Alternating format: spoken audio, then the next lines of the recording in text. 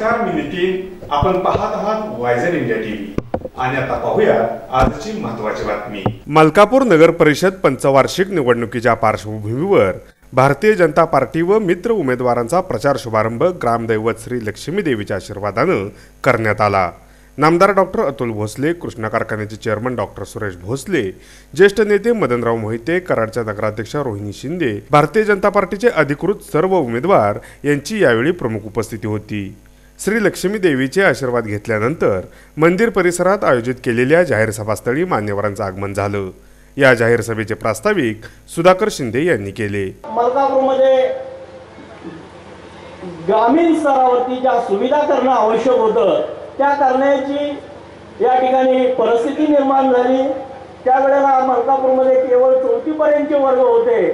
या ठिकाणी शैक्षणिक सुविधा उपलब्ध झाली पाहिजे याकरता त्यावेळेला त्या काळच्या सर्व धुरीणाने मग त्यामध्ये त्यावेळेचे सरपंच कैलासवासी पांडुरंग दादा असतील, आपले बंडू मामा बुके असतील, जगदाळे तात्या असतील, आमचे वडील त्यामध्ये होते बापूराव शिंदे, या सर्व मंडळींनी प्रयत्नपूर्वक या ठिकाणी 7वी पर्यंतचे वर्ग सुरू करण्याचा प्रयत्न केला आणि तो यशस्वी करून दाखवला.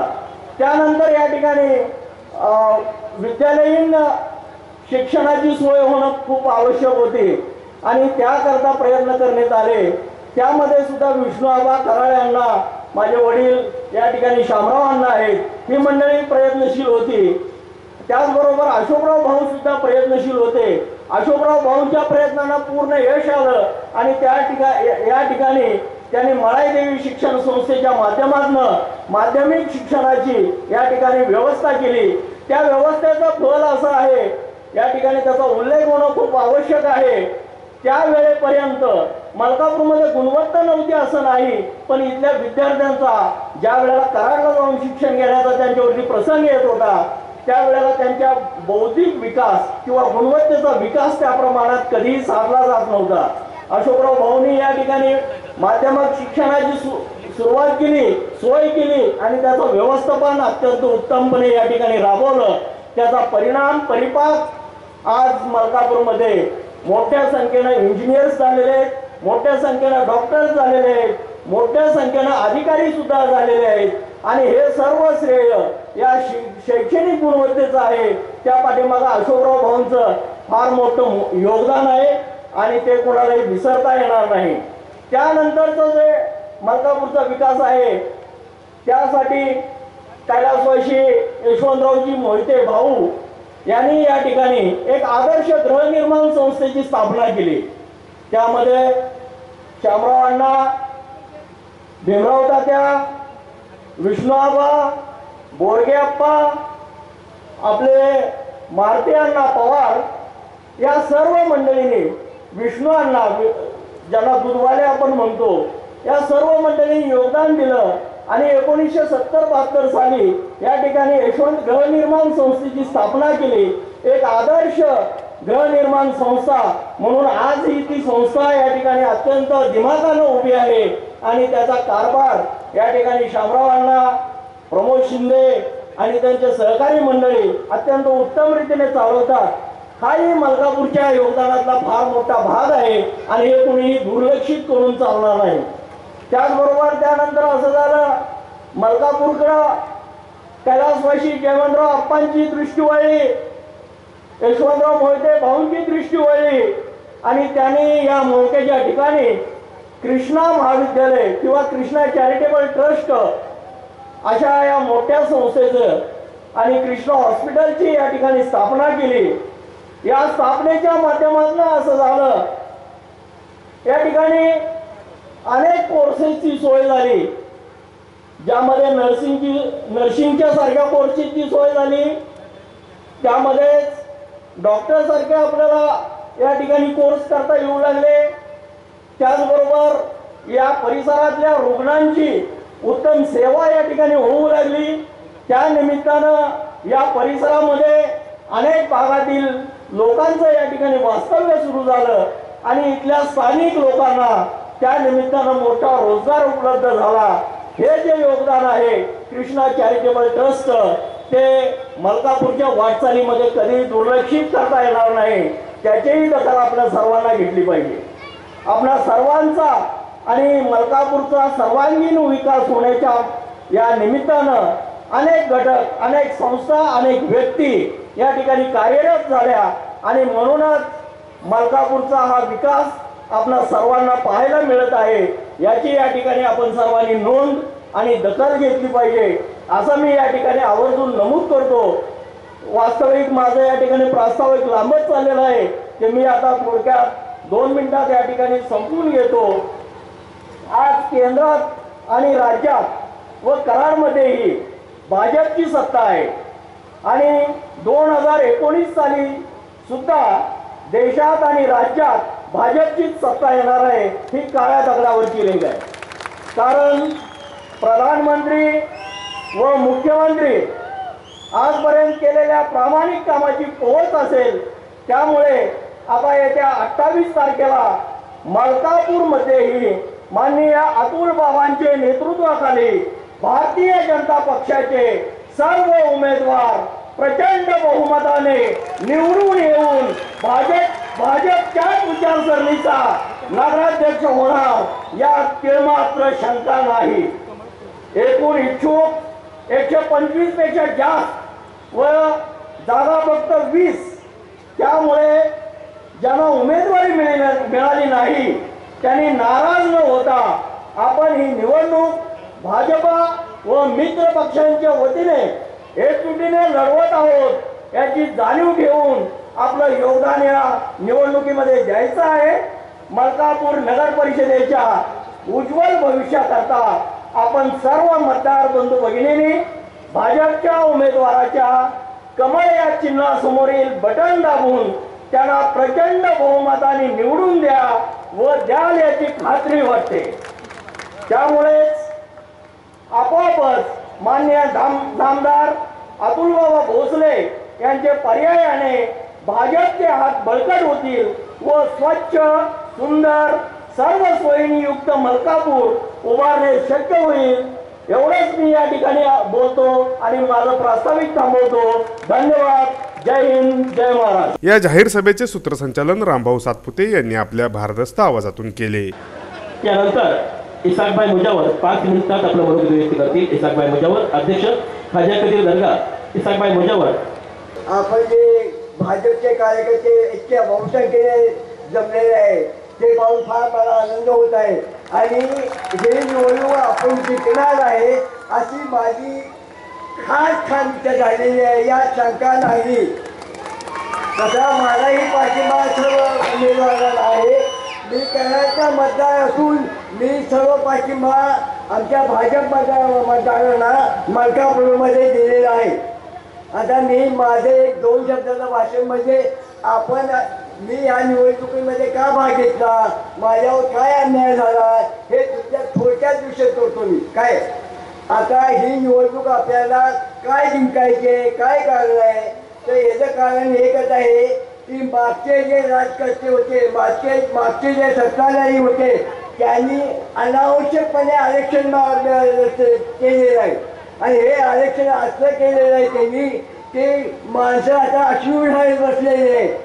या मलकापूरची माणसं आरक्षणामुळं, लाखोची प्रॉपर्टी आरक्षणामुळं अतिशय माणसं दुःखी झालेली आहे, कंटाळलेली आहेत.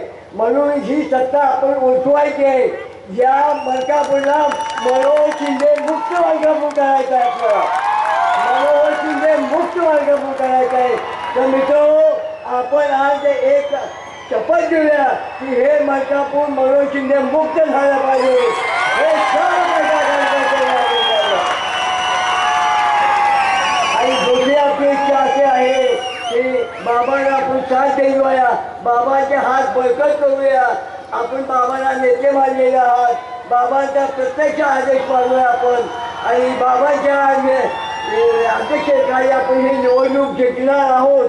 यात ती मात्र शंका नाही. 0-0 करायचं. आता ज्या वेळेला पूर्वी 0 झालं आता पलटी मारायची आहे. आपण याला पलटी मारायची आहे, विरुद्ध करून दाखवायचं आहे. ते माझी सर्वांना एकच विनंती आहे, जे गेले जे सत्ताधारी होते, जुलमी होते, स्वार्थी होते त्याला आता त्याची जागा दाखवून द्यायची आणि आपण जनतेला भाजपच्या कमरावर शिक्का मारायचा एवढी मी सगळ्यांना विनंती करतो. आणि सगळी जणांना माझी एक कळकळीची विनंती आहे की आता एक तुम्हाला उदाहरण देतो. आता यांच्याजवळ 15-20 वर्ष सत्ता गेल्यामुळं एखाद्या जागेचं पाणी थांबतं त्याला दुर्गंधी यायला लागलेली आहे. नाही ह्यांच्या सत्तेला दुर्गंधी यायला लागले. पाणी साफ करायला पाहिजे आपल्याला, पाणी साफ करायला पाहिजे आपल्याला. तर पाणी आपण साफ करणार आहोत. माझी खात्री आहे की तुम्ही शून्य म्हणणार आहात. खरं काय खोटं काय आज मी माझ्याजवळ कागदपत्र घेऊन आलेलं आहे. आता आरक्षण यायची एक गंमत बघायची तुम्हाला एक उदाहरण सांगतो. माझी शेती इथं मलकापूरला आहे. मी नागरिक आहे कराडचा. माझं मत करायला आहे पण मी का आलो की अन्याय झालेला आहे जनतेवर. हा जनतेवर अन्याय झालेला आहे. ते अन्याय दूर व्हायला पाहिजे. आणि हे काय केले भारताला माहीत आहे का की हे 32 कोटी रुपये यांनी आणलेले शासनाकडून खोटं बोलून आणलेलं आहे. सर्व शेतकऱ्यांची संमती आहे. माझ्याजवळ पेपर आहे. सर्व शेतकऱ्यांची संमती घेतली. अहो माझी 7 एकर शेतीच आहे. माझी सही दाखवायची. ह्यांनी माझी सही दाखवावी त्याच्यावर आणि मग पेपरमधलं खोटं नाटक बोलावं. सर्व संमतीनं. आणि कायदा असा आहे की 70% शेतकऱ्यांशिवाय संमतीशिवाय आरक्षण तुम्ही करू शकत नाही. तर आता बाबांनो आता झालं तेवढं बाद झालं म्हणायचं त्याला.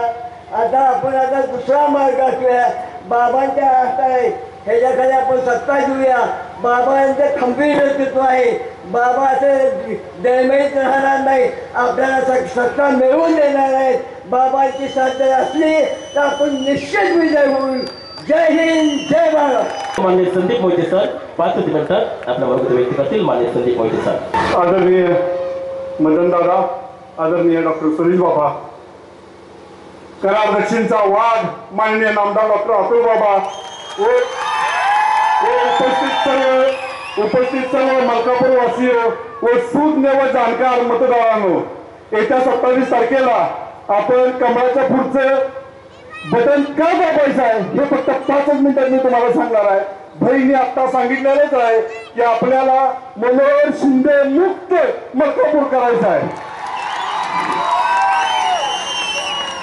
दादा बाबा मलकापूरच्या वैभवात भर पाडणारा माझ्यासारखा एक 100 बिल्डर त्या मलकापूर नगरीमध्ये व्यवसाय निमित्त 2010 सालीपासून दाखल झाले.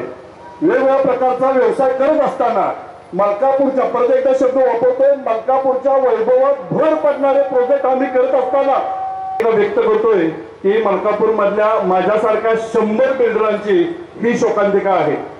सगळ्यात महत्वाचा पहिला विषय मंजुरी. बाबा अत्यंत गंभीर हा विषय आहे. कराड योगायोगानं आजच्या आपल्या स्टेजवरती कराडच्या नगराध्यक्षा माननीय रोहिणीताई शिंदे सुद्धा उपस्थित आहेत. तुलना करतोय एक छोटासा प्रोजेक्ट आम्ही कराडमध्ये शुक्रवारपेठमध्ये कराड नगरपालिकेच्या अंडर सुद्धा काम करण्याचा योग आला आणि मलकापूरमध्ये गेले 5 वर्ष झालं 100 गुंठ्यामध्ये मोठा प्रोजेक्ट करतोय.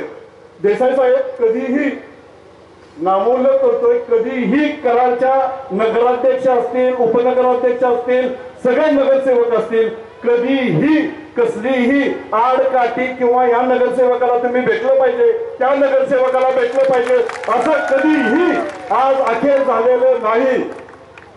मलकापूर नगरपालिकेमध्ये बनसोडे साहेब टेक्निकल इंजिनियर यायच्या अगोदर 2 टेक्निकल इंजिनियर होते. हायवेच्या अलीकडं श्री नावाचे प्राणी आहेत आणि हायवेच्या पलीकडं मोहिते नावाचे सदग्रस्त आहेत. त्यांनी एकच काम करायचं की भाऊन न भेटा मलकापूरच्या वैभवात भर पाडत असताना प्रत्येक प्रोजेक्टच्या प्रत्येक इंजिनियरनं हे त्यांना नमस्कार करायचा, त्यानंतर चमत्कार करायचा आणि नंतर मंजुरी. आणि ती सुद्धा मंजुरी देत असताना आमच्यासारख्या छोट्याशा प्रोजेक्टला 100 मीटरची आवश्यकता असताना या सदग्रस्तांनी केवळ 3 मीटर दिलेले आहेत आणि 25 आणि 30 हजार रुपये घेऊन जकीरवाडीच्या सरपंचाला यांनी मीटर दिलं, कोयना वसाहती मधल्या सरपंचाला मीटर दिलं. वास्तविक 25 लाख रुपये हे मलकापूर नगरपालिकेचं आमचं 100 मीटरचे पैसे भरून न घेऊन मोठं नुकसान केलं यांनी. वेगळा जर तुम्ही डिमांडच्या पलीकडे डीएसपी सिटी जर बघितली तर दादा अर्धी जाडी या ग्रस्ताने केलेली आहे. निम्म्यापर्यंत डांबर रस्ता केलाय, पुढे डांबर रस्ता केलेला नाहीये. मध्ये रस्त्याच्या बरोबर डांब आहे. 100 वेळा विनंती केली, कधीही आमचं ऐकून घेत नाही. मुद्दाम दुजाभाव करायचा म्हणून 100 हेल्पटे मारले, त्यावेळी आम्हाला 3 मीटर मिळाले. आम्ही गेलो दुसऱ्याला लक्ष द्यायचं. म्हणजे सापत्निक वागणूक जी म्हणतो ती ह्या माणसानं आपल्याला करायला भाग पाडली. कचरा गाडी कम्प्लिशन सर्टिफिकेट घेतल्यानंतर आमच्या एका बिल्डिंगला कचरा गाडी चालू करायसाठी अनेक वेळा विनंती केली. मला म्हटलं तुम्ही काय येताय? त्या बिल्डिंग मधल्या सगळ्या ग्रामस्थांना माझी भेट घ्यायला सांगा. कम्प्लिशन सर्टिफिकेटचे कर भरलेले आहेत. मलकापूर नगरमध्ये बांधकामाचे सगळे कर भरलेले आहेत. नाला स्वतःच्या पैशानं 20 लाखाचा जी जबाबदारी मलकापूर नगरपालिकेची आहे ती न बांधता आम्ही आमच्या पैशातनं नाला बांधलेला आहे. त्या इमारतीमध्ये त्यांना म्हटलं स्टेट बँक ऑफ इंडियाच्या 3 शाखेचे 3 मॅनेजर आमच्या एका बिल्डिंगमध्ये राहतात, 4 डॉक्टर राहतात, 2 PSI राहतात, 4 शिक्षक राहतात. ह्या सगळ्यांना कचरा गाडी चालू करायसाठी तुमच्या दारात येऊ द्या का? म्हणजे प्रत्येक गोष्टीमध्ये मॅडम नाहक त्रास, प्रत्येक व्यक्तीला नाहक त्रास आणि हेलपाडेवारी हेलपाडे घालायला लावणं ही यांची नीतिमत्ता आहे. हे 27 तारखेला कसल्याही परिस्थितीत कमळाच्या पुढचं बटन दाबून हे थांबलं पाहिजे आणि सर्वसामान्य जनतेच्या हातात सत्ता गेली पाहिजे. एवढं बोलतो आणि थांबतो. जय हिंद, जय महाराष्ट्र. धन्यवाद सर. त्यानंतर आपल्या भारतीय जनता पार्टीच्या नगराध्यक्षपदी अधिकृत उमेदवार सो डॉक्टर सारिका गावडे आपल्या बरोबर व्यक्त करतील. डॉक्टर सारिका गावडे. नमस्कार. मलकापूर शहर नगरपालिका पंचवार्षिक निवडणूक भारतीय जनता पार्टीच्या प्रचार समारंभात उपस्थित असणारे आपले नेते माननीय अतुल बाबा, ज्येष्ठ नेते मदनदादा मोहिते व व्यासपीठावरील मान्यवर, तसेच आपण सर्व उपस्थित मतदार बंधू आणि भगिनी, आई लक्ष्मीच्या आशीर्वादाने मी डॉक्टर सारिका प्रशांत गावडे भारतीय जनता पार्टीचा उमेदवार नगराध्यक्ष पदासाठी लढत आहे व माझे उमेदवारी 2019 मध्ये. तर येणाऱ्या 27 तारखेला मला व माझ्या सर्व उमेदवारांना कमळ चिन्हासमोरील बटन दाबून बहुमताने विजय करा. धन्यवाद. जय हिंद, जय महाराष्ट्र. भारतीय जनता पार्टीचा जय असो. अतुल बाबांचा धन्यवाद. जय हिंद, जय महाराष्ट्र. धन्यवाद डॉक्टर. प्रचंड बहुमताने सर्व जनता आपल्याला सभागृहात पाठवेल. आपणच नगराध्यक्ष असणार. धन्यवाद. त्यानंतर कराड नगरीच्या प्रथम नागरिक रोहिणी शिंदे नगराध्यक्ष कराड नगर परिषद कराड आपल्या बरोबर व्यक्त करतील. होऊ घातलेल्या मलकापूर नगर परिषदेच्या पंचवार्षिक निवडणुकीच्या प्रचार समारंभाच्या निमित्तानं उपस्थित असणारे आपल्या सर्वांचे पितृस्थानी असणारे आदरणीय मदनदादा, त्याचबरोबर आदरणीय मोठे बाबा, उपस्थित मलकापूर नगर पंचायत ज्यांच्या नेतृत्वाखाली नगर परिषद झाली ते आदरणीय आपल्या सर्वांचे नेते व भावी आमदार आदरणीय अतुल बाबा, त्याचबरोबर व्यासपीठावरील सर्वच मान्यवर, उपस्थित असणारे सर्व सुज्ञ मतदार बंधू भगिनी, पत्रकार बांधव. मलकापूर नगर परिषदेचा सर्वांगीण विकास जर घडवायचा असेल तर येत्या निवडणुकीमध्ये भारतीय जनता पार्टीच्या सर्व उमेदवारांना आपण भरघोस मतांनी विजयी करावं ही मी विनंती करते. बाबा, मला असं वाटतंय की आजचा हा उत्स्फूर्त प्रतिसादच सांगतोय की आपले सर्व उमेदवार हे निवडून आलेलेच आहेत. या निमित्तानं उपस्थित असणाऱ्या सर्वच उमेदवारांना मी शुभेच्छा देते. आपल्या शुभ हस्ते व बाबांच्या नेतृत्वाखाली या मलकापूर नगरीचा भरभरून सर्वांगीण विकास घडावा अशा मी शुभेच्छा देते आणि थांबते. धन्यवाद. त्या गर्दीमुळे उद्याचा विजय निश्चित आहे. धन्यवाद. त्यानंतर चंद्रकांत देसाई आकाशनगर 2 मिनिटात आपल्या बरोबर व्यक्त करतील. मगाशी माझ्या मित्रांनी जे गावासंदर्भात जे बोललं तर त्यांनी खूप कमी बोललं. मी कराड नगरपालिकेमध्ये 300 फ्लॅटची स्कीम करतोय. 2 lakh square foot 2.5 lakh square foot बांधतो. आज 4.5 काय मला कुठल्या नगरसेवकाने काही विचारलेलं आता काय मी नगरपालिकेत कधी गेलो नाही, माझी माणसं जाऊन परमिशन दिली. त्यांनी 25 लाख रुपये खर्च करून माझ्या स्कीमला ड्रेनेजची सुविधा दिलेली आहे. पाण्याचं कनेक्शन मला वाटतं 500,000 रुपयामध्ये दिलेलं आहे. एवढ्या मोठ्या स्कीमला सगळी सुविधा केलेली आहे. त्याबद्दल आता फार सांगत नाही, तर आभार मानेल त्यांचा. आणि गेली कित्येक वर्षाची नगरपालिका आहे, मोठी नगरपालिका आहे, मोठे नगरसेवक आहेत. तिथं सांगितलं आपल्या इथं पाणी कनेक्शन घ्यायला भाऊनला भेटायचं, उतारा आणायला भाऊनला भेटायचं, उताराची नोंद करायला भाऊनला भेटायचं.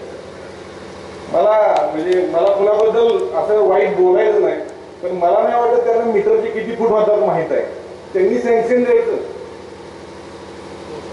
तर ही जी गोष्ट आहे ती ज्या ज्या लोकांनी आज बाबांची सत्ता कराड नगरपालिकेत आहे, बाबांनी किती त्यात असं इंटरफरन्स केलंय. कुठं काय कोणाचं टेंडर ह्यांना द्या, कोणाला टेंडर त्यांना द्या असं कधी सांगितले मला नाही ऐकलं. त्यांचा तो स्वभाव नाही आहे. माझी इच्छा आहे की आपल्या इथे ही प्रथा चालू होऊ द्या, सामान्यांचं राज्य येऊ द्या. लाईटचं कनेक्शन नसू दे भाऊ.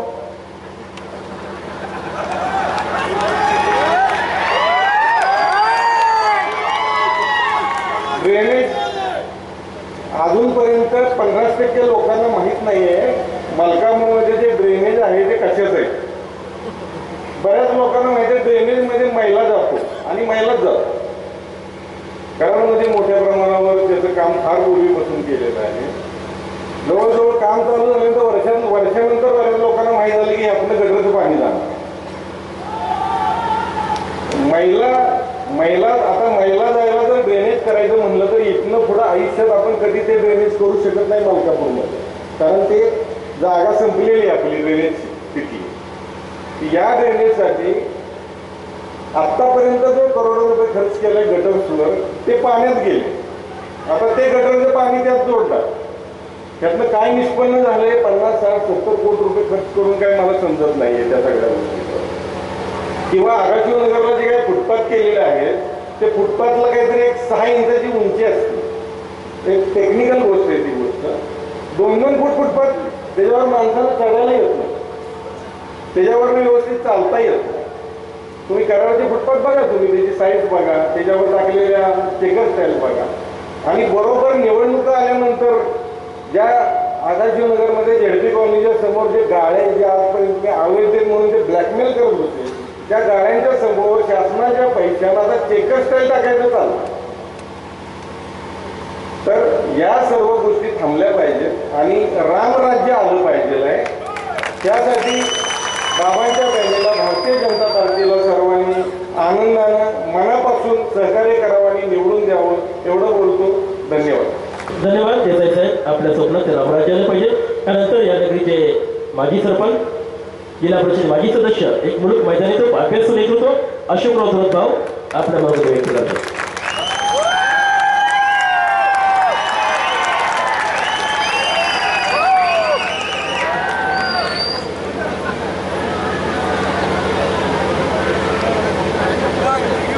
सुरेश बाबा, मदन दादा आणि अतुल बाबा सगळेजण माझ्या ह्या कागदपत्रांच्याकडे बघतायत आणि म्हणतात की पुढे वा, आम्ही तुमच्या बरोबर आहे.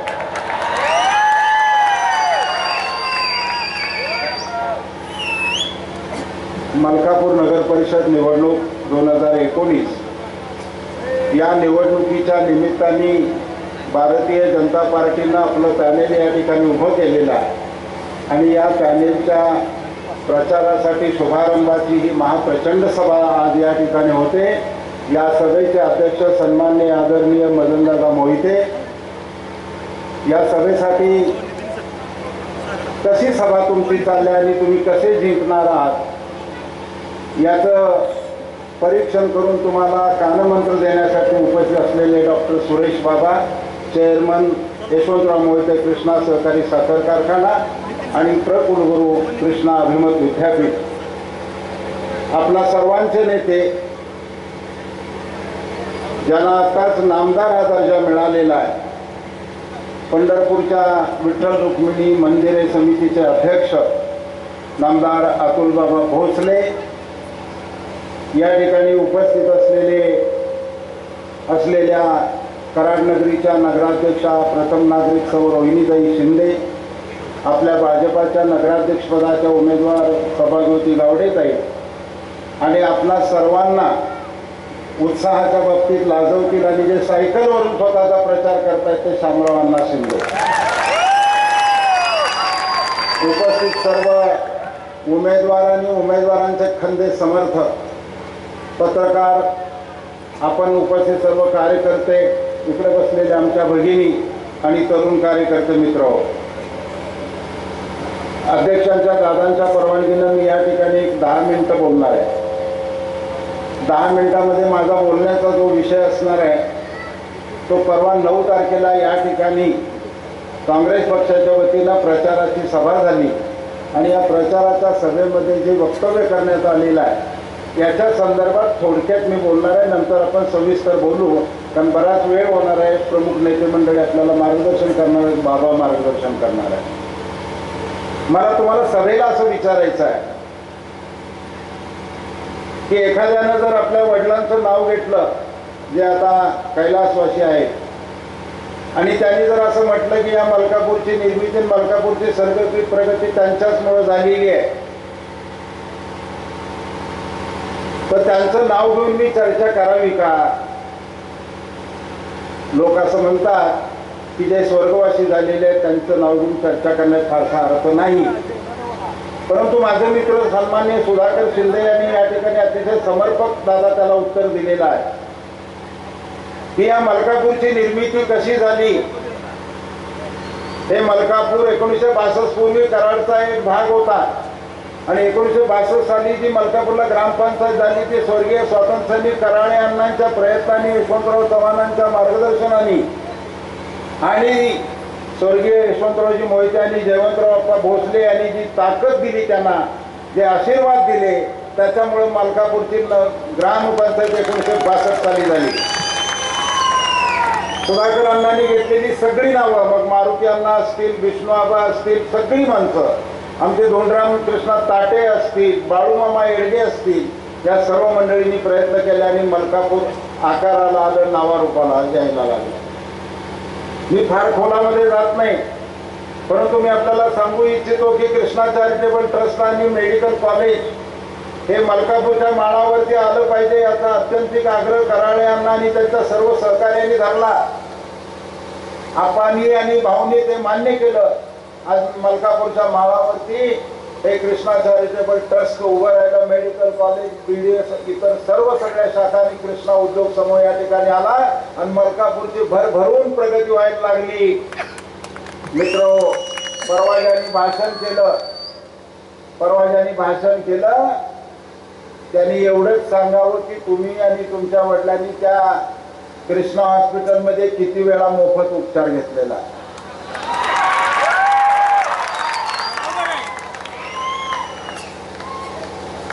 कृष्णा हॉस्पिटलच्या संदर्भामध्ये त्यांनी एक जो प्रश्न विचारलेला आहे आणि आव्हान दिलेलं आहे त्याच्यावरती माननीय बाबा नंतर बोलतीलच, ते अगदी कागदपत्र घेऊन आलेले, पण त्याचं सुतोवाच केलं पाहिजे. कारण त्यावेळेला माझ्या ताब्यामध्ये ग्रामपंचायत होती.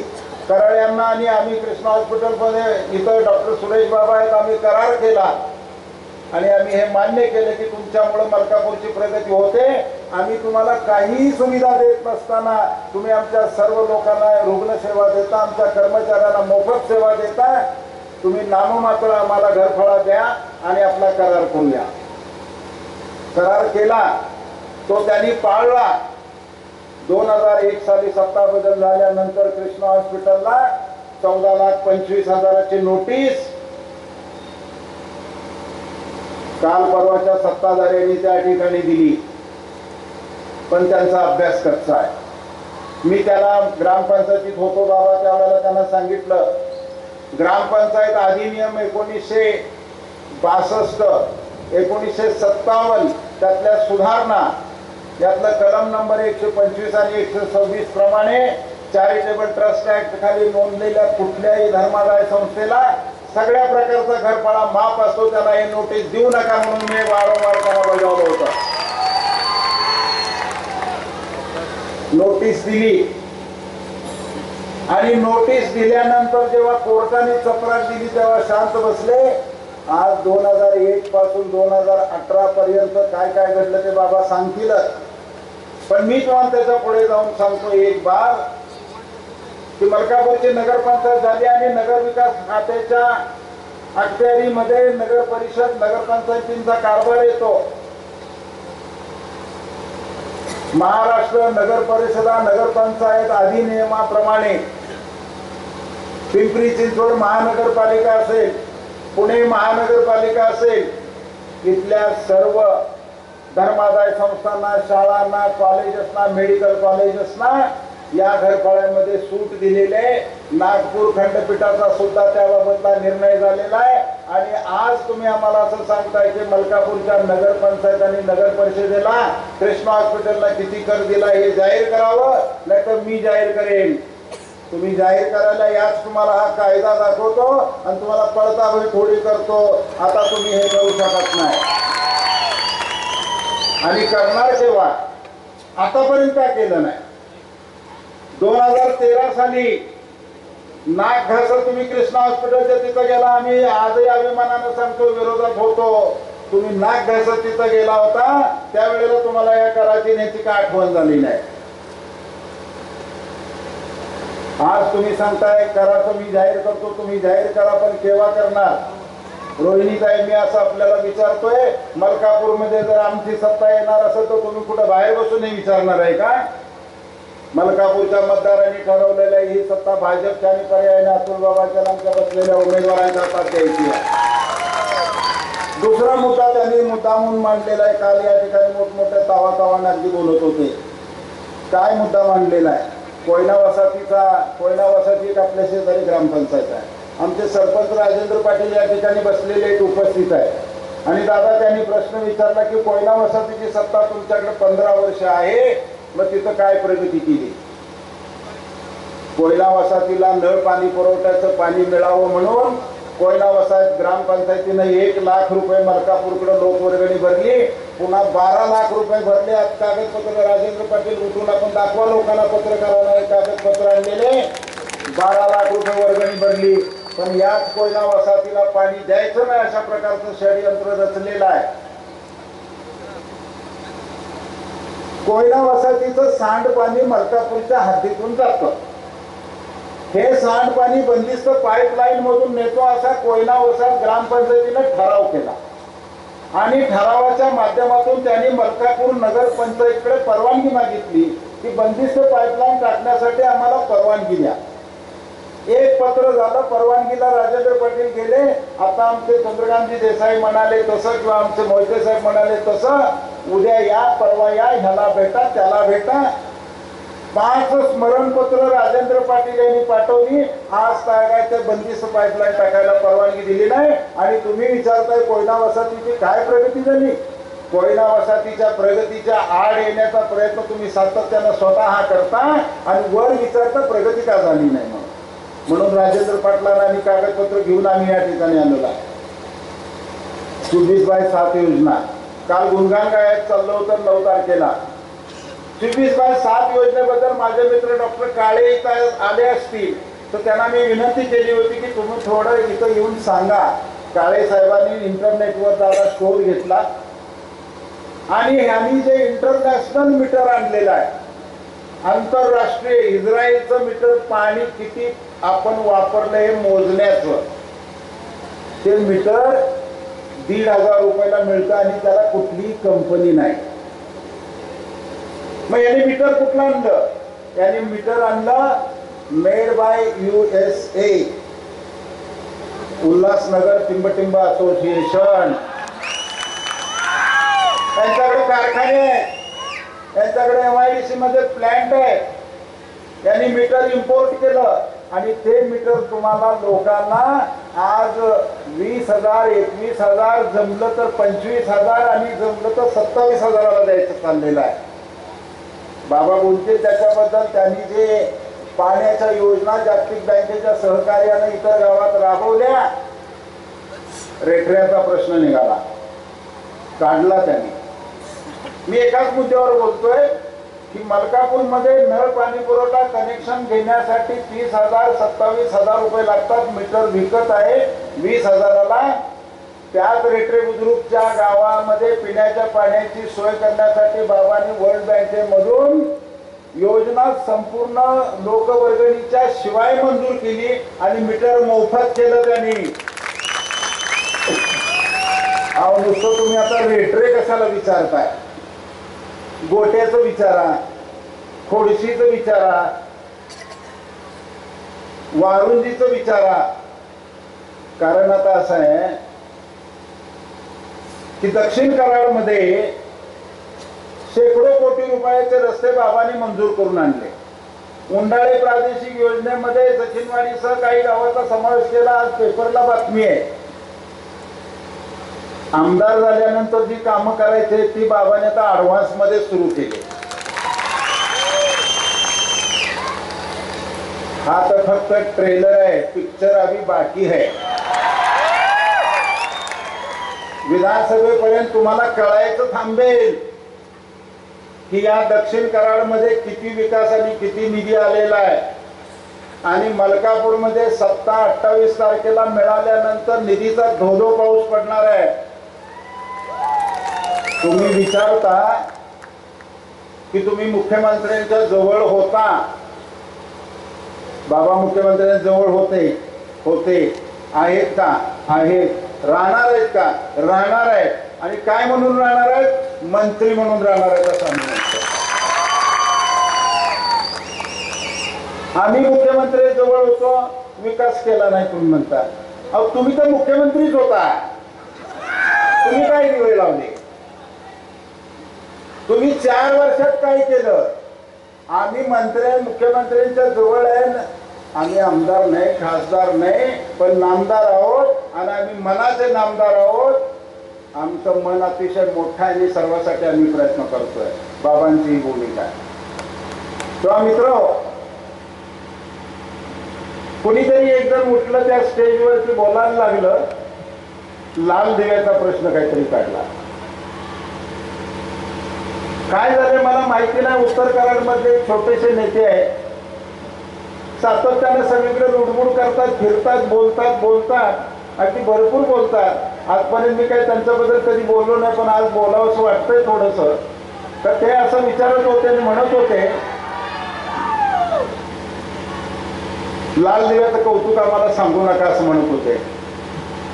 आम्ही पुष्कळ लाल दिवे बघितलेले आहेत. आम्हाला माहित आहे तुम्ही सगळे लाल दिवे बघितले आणि इतरांचे लाल दिवे तुम्ही बंद पाडले 2014ला. एक लाकूड तोड्या रानात झाडं तोडायला गेला, साधारण आपलं बुद्धी असलेला, आणि तो झाडावर चढला आणि लाकूड तोडायला लागला, फांद्या तोडायला लागला. पण दादा तो ज्या फांदी उभा राहिला होता का नाही, ते फांदीच त्याने गुडक्यापासून तोडली. स्वतः पडला, ती फांदी पडली. 2014ला तुम्ही तेच केलं.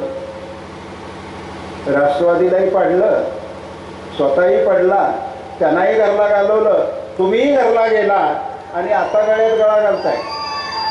आता काय सांगताय? अहो राष्ट्रवादीनं तुम्हाला पक्क ओळखलेलं आहे.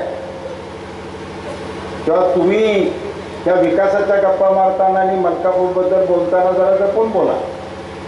तुम्हाला पुष्कळ संधी मिळालेली आहे. कालच्या सभेतला शेवटचा प्रसंग त्यांचा सांगतो आणि थांबतो. त्यांनी असं सांगितलं की स्वच्छ प्रशासन आणि भ्रष्टाचार मुक्त असं आम्ही इथून पुढे देणार आहे. म्हणजे आतापर्यंत काय केलं? जरा रमेश तेवढी फाईल नुसती दाखवा. माझ्या या पिशवीमध्ये त्यांच्या कारकिर्दीतले 7 ऑडिट मेमो आहेत, ज्याच्यामध्ये कोट्यावधी रुपयाचे अफरातफर आणि भ्रष्टाचार आहे. नामदार चंद्रकांत दादांनी चौकशी लावण्याची घोषणा करून चौकशीचं पत्र दिलेलं आहे. पण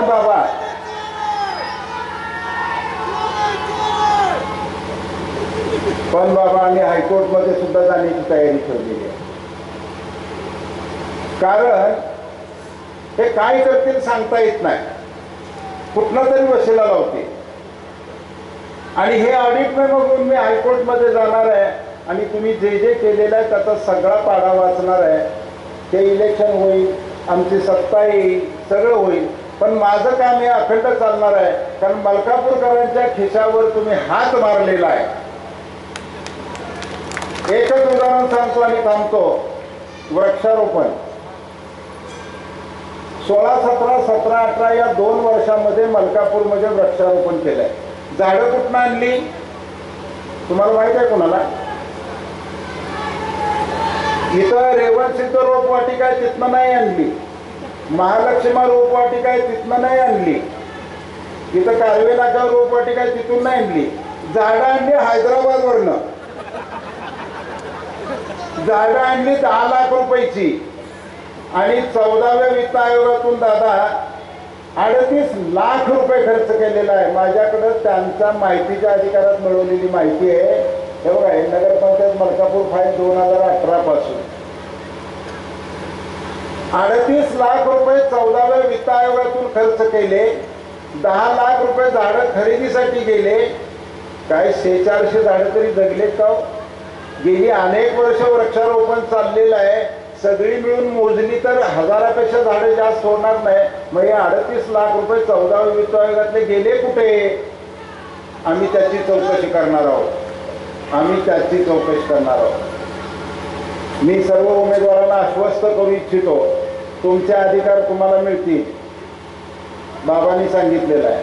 सुहास भाऊ, दिनेश, काही चिंता करू नका. तुम्ही स्वतंत्रपणे व्यवस्थित कारभार करायचा आणि आपल्या नगराध्यक्षपदाच्या उमेदवार नगराध्यक्षपदाची गाडी शासकीय नियमाप्रमाणे खरेदी करणार बाबा आणि तुम्हाला देणार.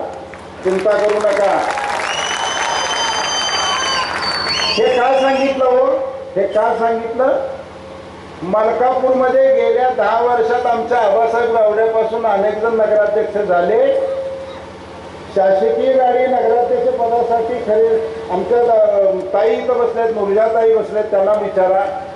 पैसे आले, निधी आला, पण त्यांनी एकच सांगितलं, गाडी काय आपल्याला नको म्हणले. गाडी आहेत ते, मला गाडी आहे. अरे नगराध्यक्षांनी हे सगळे म्हणाले की आम्हाला कुठे गाडी, पण मनातले मनात काय करायचं? गाडी काय खरेदी केली नाही, कारण मला ते सहनच होईना ना की माझ्या डोळ्यात एकच, माझ्या हाताकडचं मी कुणाचं निवडून आणले अशी भूमिका आणि ते गाडीत बसणार आणि माझ्या अंगावर डोळा उठणार, हे त्यांना सहनच होईना. अहो, अंगावर डोळा उडवून घेऊन रस्त्यानं चालायला अशोकराव थोरात असावं लागतं. गाडी आहे. आपलं मन फार मोठं आहे. गाडी काय आज येते उद्या जाते, पण अधिकाऱ्यांनी ज्यांचा हक्क आहे त्यांना गाडी खरेदी करून दिली पाहिजे. ती सुद्धा दिली नाही. बरंचसं बोलायचं आहे, पण या ठिकाणी मी थांबतो. मी आपल्याला एवढं सांगू इच्छितो, मित्र, मलकापूरचा जर विकास करायचा असेल, पुढील 25-50 वर्षाचं व्हिजन पाहिजे असेल, जे स्वर्गीय जयवंतराप्पांनी एक स्वप्न पाहिलं, यशवंतरावजी मोहितेंनी स्वप्न पाहिलं, आमच्या कराळ्यांनी स्वप्न पाहिलं, ह्या सर्व मंडळींनी स्वप्न पाहिलं आणि मलकापूर कसं असावं असं वाटलं. हे स्वप्नातलं मलकापूर माननीय डॉक्टर अतुल बाबा यांच्या डोक्यात आहे, मनात आहे. बाबा एकच वाक्य राहिले, तुमच्या डोक्यात आहे असं म्हटल्यानंतर मला लक्षात आलं. ते म्हणले, हे कुठले, यांचं कुठलं गाव? रेठरे बुद्रुक गाव म्हणलं. मग आता तुमच्यापैकी बरीच मंडळी इथे आहेत, आमचे ॲडव्होकेट संदीप मोहिते आहेत, सगळी मंडळी आहेत. ज्या ज्या माणसाने इथं प्लॉट घेतला, घर बांधलं, फ्लॅट बांधला, दुकान सुरू केलं, धंदा सुरू केला, शाळा काढलं, कॉलेज काढलं, सगळं जे जे तुमच्यापैकी तुम्ही केलं, त्यांच्या दृष्टीनं तुम्ही सगळे परके आहात का? सांगा की मला. तुम्ही या गावचेच ना? तुमचं मत इथं नसेल, पण तुमचा व्यवसाय इथं आहे. तुम्ही या गावचेच ना? मग तुम्हाला जो गावचं नाही म्हणतो ना, त्याला परदेशात पाठवा, त्याला इथं थांबू येऊ नका. तुम्ही आम्ही सगळे एक आहोत. डॉक्टर अतुल बाबा, मान्य सुरेश बाबा, मदन दादा आणि ज्यांनी हे स्वप्न पाहिलं आणलं त्यांना धन्यवाद दिले पाहिजे. कारण मलकापूरचा जो विकास झाला, मगाशी जे सांगितलं तो केवळ कृष्णा चॅरिटेबल ट्रस्ट आणि हॉस्पिटल आणि मेडिकल कॉलेज इमर्सन सारखी कंपनी यांच्यामुळे झाला. आज सकाळचा एक प्रसंग, एक छोटा माणूस उठून बाबाला असं म्हणत होता, भीमराव माऊर यांच्या तिथं आम्ही गेलो होतो कॉलनीत. त्यांनी सांगितलं की बाबा दादा मलकापूरचं रिव्हर्स सुरू झालंय म्हणजे गेल्या 5-7 वर्षात. मलकापूरची प्रगती होण्यासाठी जे लागतं, आपल्यापैकी अनेकांनी सांगितलं, मोहित्यांनी सांगितलं, सगळ्यांनी सांगितलं, इमर्सन कंपनी आपल्या इथून निघून गेली. शेकडोंचा रोजगार बुडला, अनेक मोठे व्यवसाय गेले, अनेक बिल्डर निघून गेले. मलकापूरचा विकास थांबला. आपल्याला हा परत सुरू करायचा आणि त्यासाठी सत्ता गावडेताई त्यांचे सगळे 19 सहकारी, डॉक्टर अतुल बाबांचं मार्गदर्शन, माननीय मदनदादांचे आशीर्वाद, माननीय सुरेश बाबांचे आशीर्वाद, आम्ही तुमच्या बरोबरच आहोत, खांद्याला खांदा घालून. आम्ही तुम्हाला काय म्हणजे मदतही करणार आणि काही थोडंसं तुमचं इकडे तिकडे चुकायला लागलं सुहास भाऊ तरीही आम्ही तुमच्या बरोबर असणार. फक्त तुम्हाला सगळं करीत असणार एवढं निश्चित लक्षात ठेवा. जय हिंद, जय महाराष्ट्र. धन्यवाद भाऊ. पहिलवान अनंतराव मोहिते अप्पा, अध्यक्ष यशवंतराव मोहिते कृष्णा कारखाना कामगार सेवा सोसायटी आपल्याकडे. आज या ठिकाणी मलकापूर नगर परिषदेचं इलेक्शन होत असताना आज नारळ समारंभ झाला. बंधूंनो, या ठिकाणी आम्ही मतदान नाही, परंतु ज्यांच्या नेतृत्वाखाली पॅनेल उभा आहे त्या विभागाचे मान्य अतुल बाबा यांच्या नेतृत्वाखाली पॅनेल उभा राहत असताना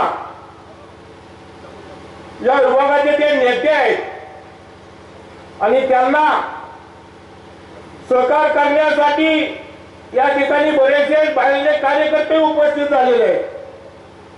परंतु मतदारांना माझी एक विनंती आहे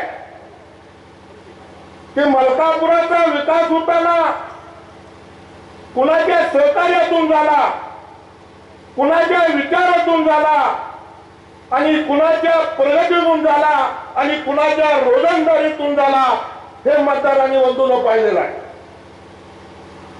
मला आठवण करून द्यावी वाटते, आता अशोक भाऊंनी भाषण सांगितलं, ज्यावेळेला भाऊ जिल्हा परिषद निवडून आले त्यावेळेला आप्पा हयात होते.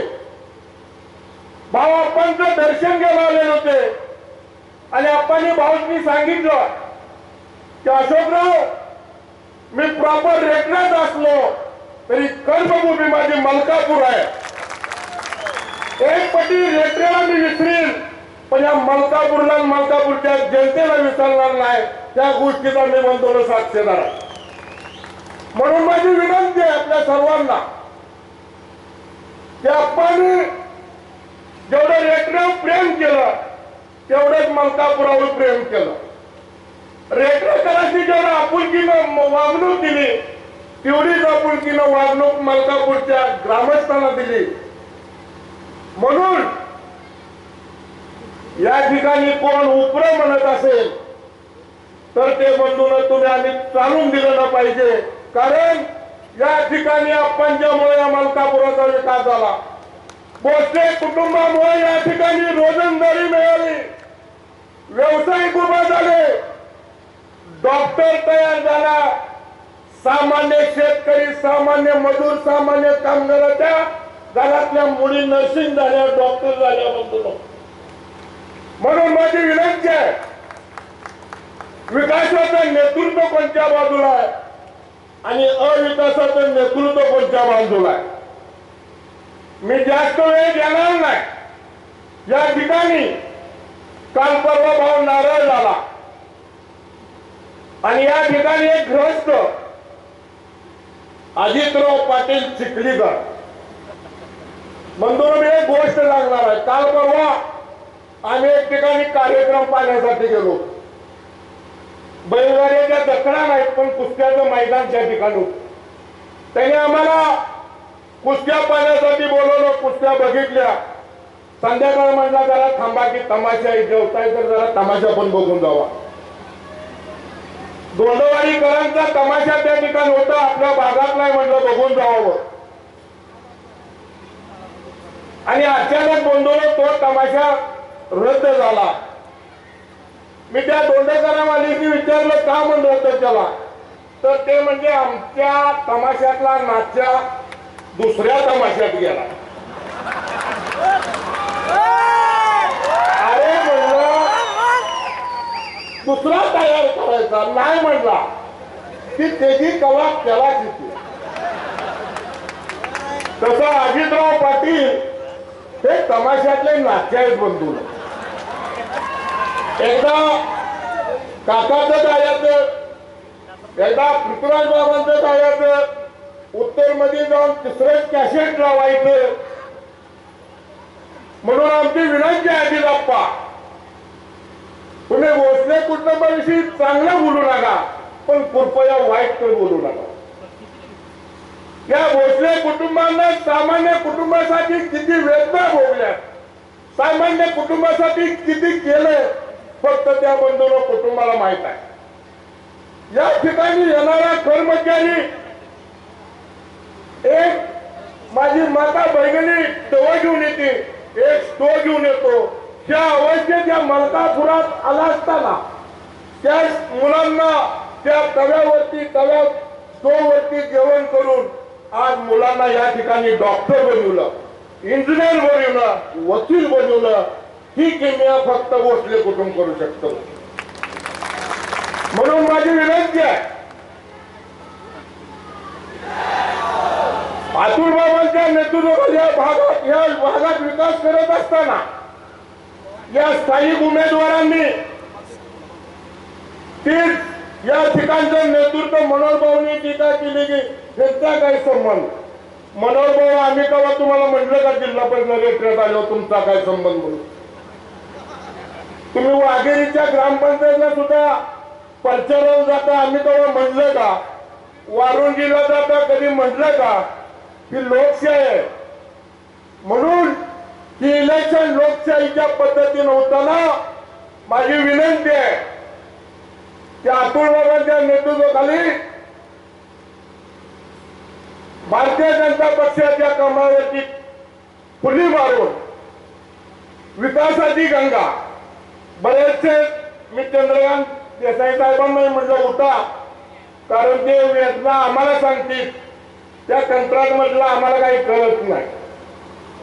परंतु ज्या ज्या माणसांनी वेदना भोगल्या त्या माणसांनी वेदना सांगितल्या, उदाहरण सांगितली की कराडची नगरपालिका आणि मलकापूरची नगरपालिका. बंधूंनो, माझी परत एकदा विनंती आहे की प्रचार हा प्रचाराच्या पद्धतीने व्हावा. तुम्ही घाणसाण बोलला तर त्याच पद्धतीनं अतुल बाबांच्या नेतृत्वाखाली तुम्हाला उत्तर मिळाल्याशिवाय राहणार नाही. एवढं बोलून मी माझं भाषण संपवतो. जय हिंद, जय महाराज. धन्यवाद. यानंतर महाराष्ट्र राज्याचे राज्यमंत्री आपल्या सर्वांचे नेते नामदार डॉक्टर अतुल भोसले बाबा संबोधित करतात. दख्खनच्या पठारावर सिंहाचा चावा गुंजला, सारा कानाकोपरा सह्याद्रीचा दंडवला, करार दक्षिणचा ढाण्यावा. नामदार डॉक्टर अतुल भोसले बाबा आपल्याला संबोधित करते. मलकापूर नगर परिषदेच्या पंचवार्षिक निवडणुकीच्या निमित्तानं आयोजित केलेल्या प्रचाराच्या शुभारंभाच्या कार्यक्रमानिमित्त उपस्थित असणारे आपल्या सगळ्यांचे नेते आदरणीय मदनदादा, कार्यक्रमाच्या निमित्तानं उपस्थित असणारे आपल्या सगळ्यांचे नेते आदरणीय सुरेश बाबा, कराड नगरीच्या प्रथम नागरिक आदरणीय रोहिणीताई, कार्यक्रमाच्या निमित्तानं उपस्थित असणारे आदरणीय धोंडीराम दादा, पैलवान आनंदरावजी मोहिते, भारतीय जनता पक्षाचे सगळे अधिकृत उमेदवार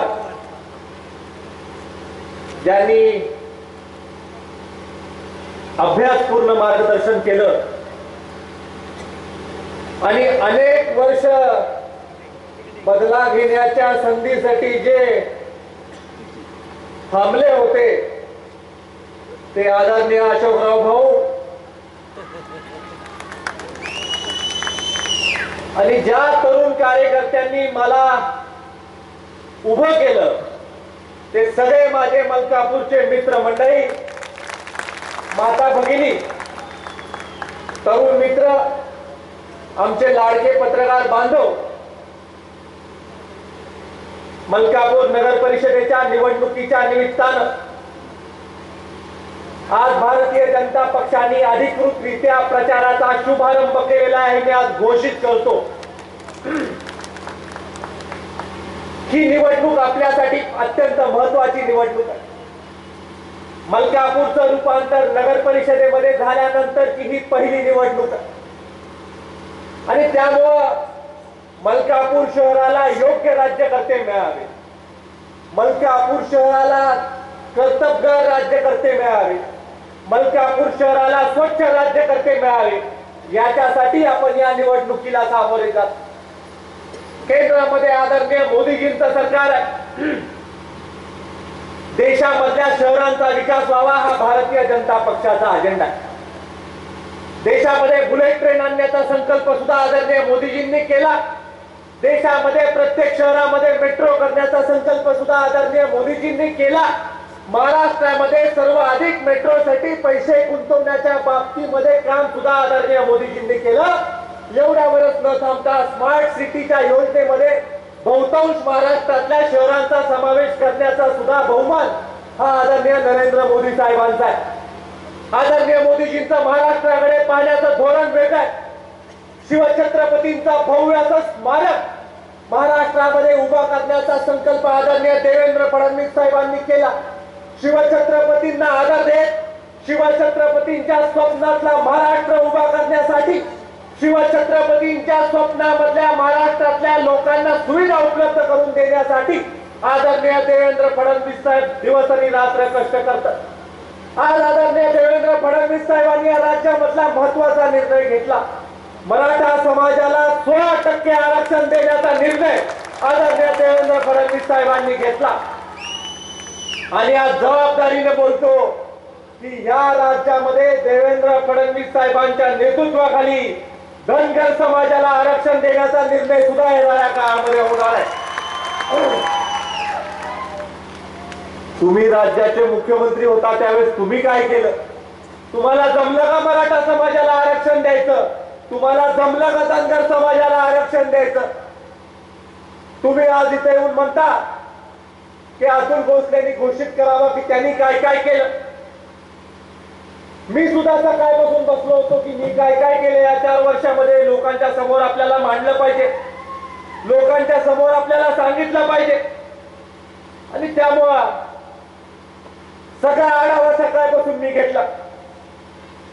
रेटरे बुद्रुक मध्ये नळ पाणी पुरवठा योजना आम्ही मंजूर केली. 24/7 नळ पाणी पुरवठा योजना आम्ही मंजूर केली.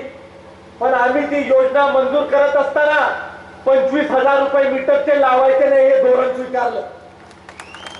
मलकापूरमध्ये घरं किती, मलकापूरमध्ये हुमरे किती?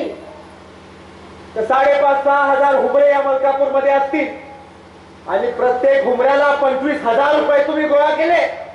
हे कुणाच्या खिशामध्ये गेले?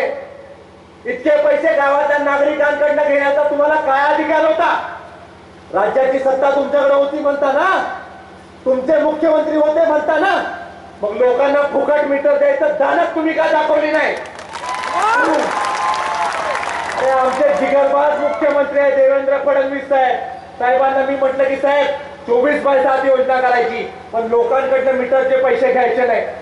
साहेबांनी खास बाब म्हणून रेटरे बुद्रुकला 2950 मीटर मोफत राज्य सरकारच्या माध्यमातून दिले.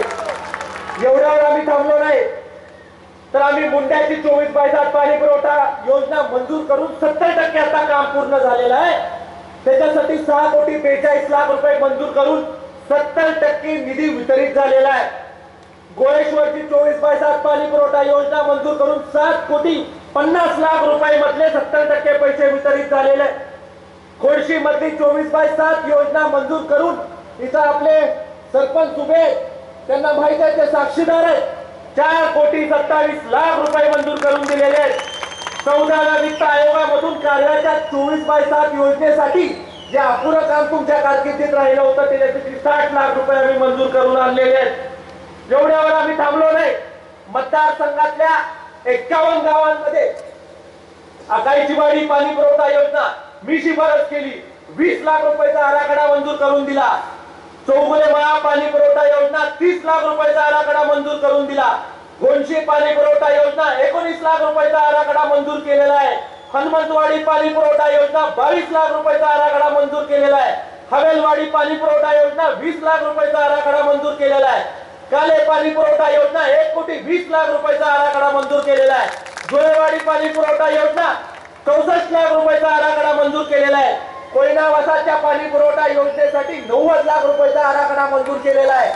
आता तेवढ्यावर आम्ही न थांबता कोयना वसा जकीरवाडी नानलापूर याच्यासाठी 5 कोटी रुपये आम्ही राज्य सरकारकडून आता मंजूर करून आणतोय। उच्चस्तरीय समितीची बैठक झालेली आहे। त्या बैठकीने एक तर्फी त्यांनी निर्णय घेतलेला आहे, सगळ्यांच्या बहुमताने त्यांनी निर्णय घेतलेला आहे की 5 कोटी रुपये ही योजना ऊर्जा अवस्थेमध्ये आणण्यासाठी मंजूर करण्यात यावे आणि त्या मुख्यमंत्री पेयजल कार्यक्रमाखाली कोयना वसाहत जकीरवाडी नानलापूर हे 3 गावं घेतलेले आहेत। सायशिंबे पाणी पुरवठा योजनेसाठी 25 लाख रुपयाचा आराखडा मंजूर केलेला आहे। सवादे पाणी पुरवठा योजनेसाठी 22 लाख रुपयाचा आराखडा मंजूर केलेला आहे। शेळकेवाडी मासोली पाणी पुरवठा योजनेसाठी 20 लाखाचा आराखडा मंजूर केलेला आहे। शेरे पाणी पुरवठा योजनेसाठी 10 लाख रुपये, वानरवाडी पाणी पुरवठा योजना 20 लाख रुपये, वारुंजी पाणी पुरवठा योजना 28 लाख रुपये, येळगाव पाणी पुरवठा योजना 30 लाख रुपये, गोंदी पाणी पुरवठा योजना 15 लाख रुपये, कोळे पाणी पुरवठा योजना 2 कोटी रुपये, जिंती पाणी पुरवठा योजना 36.5 लाख रुपये, जुजारवाडी पाणी पुरवठा योजना 40 लाख रुपये, कोळेवाडी पाणी पुरवठा योजना 70 लाख रुपये, कुसूर पाणी पुरवठा योजना 50 लाख रुपये, वाठार पाणी पुरवठा योजना आमच्या सरकारच्या काळामध्ये मंजूर झाली, त्याला सुद्धा 2 कोटी 20 लाख रुपयाचा निधी आज इथं मंजूर झालेला आहे। उंडा हे प्रादेशिक पाणी पुरवठ्याचं बजेट MGPच्या अधिकाऱ्यांना घेऊन आम्ही तयार केलं। ना हरकत प्रमाणपत्र प्रत्येक ग्रामपंचायतीचं आम्ही घेतलेलं आहे। आजच मी घोषित करतो की ग्रामपंचायतीचं ना हरकत प्रमाणपत्र आम्ही गोळा केलं, आम्ही पाठपुरावा केला आणि 5 कोटी 56 लाख रुपयाची तरतूद राज्य सरकारच्या माध्यमातून आम्ही करून घेतोय।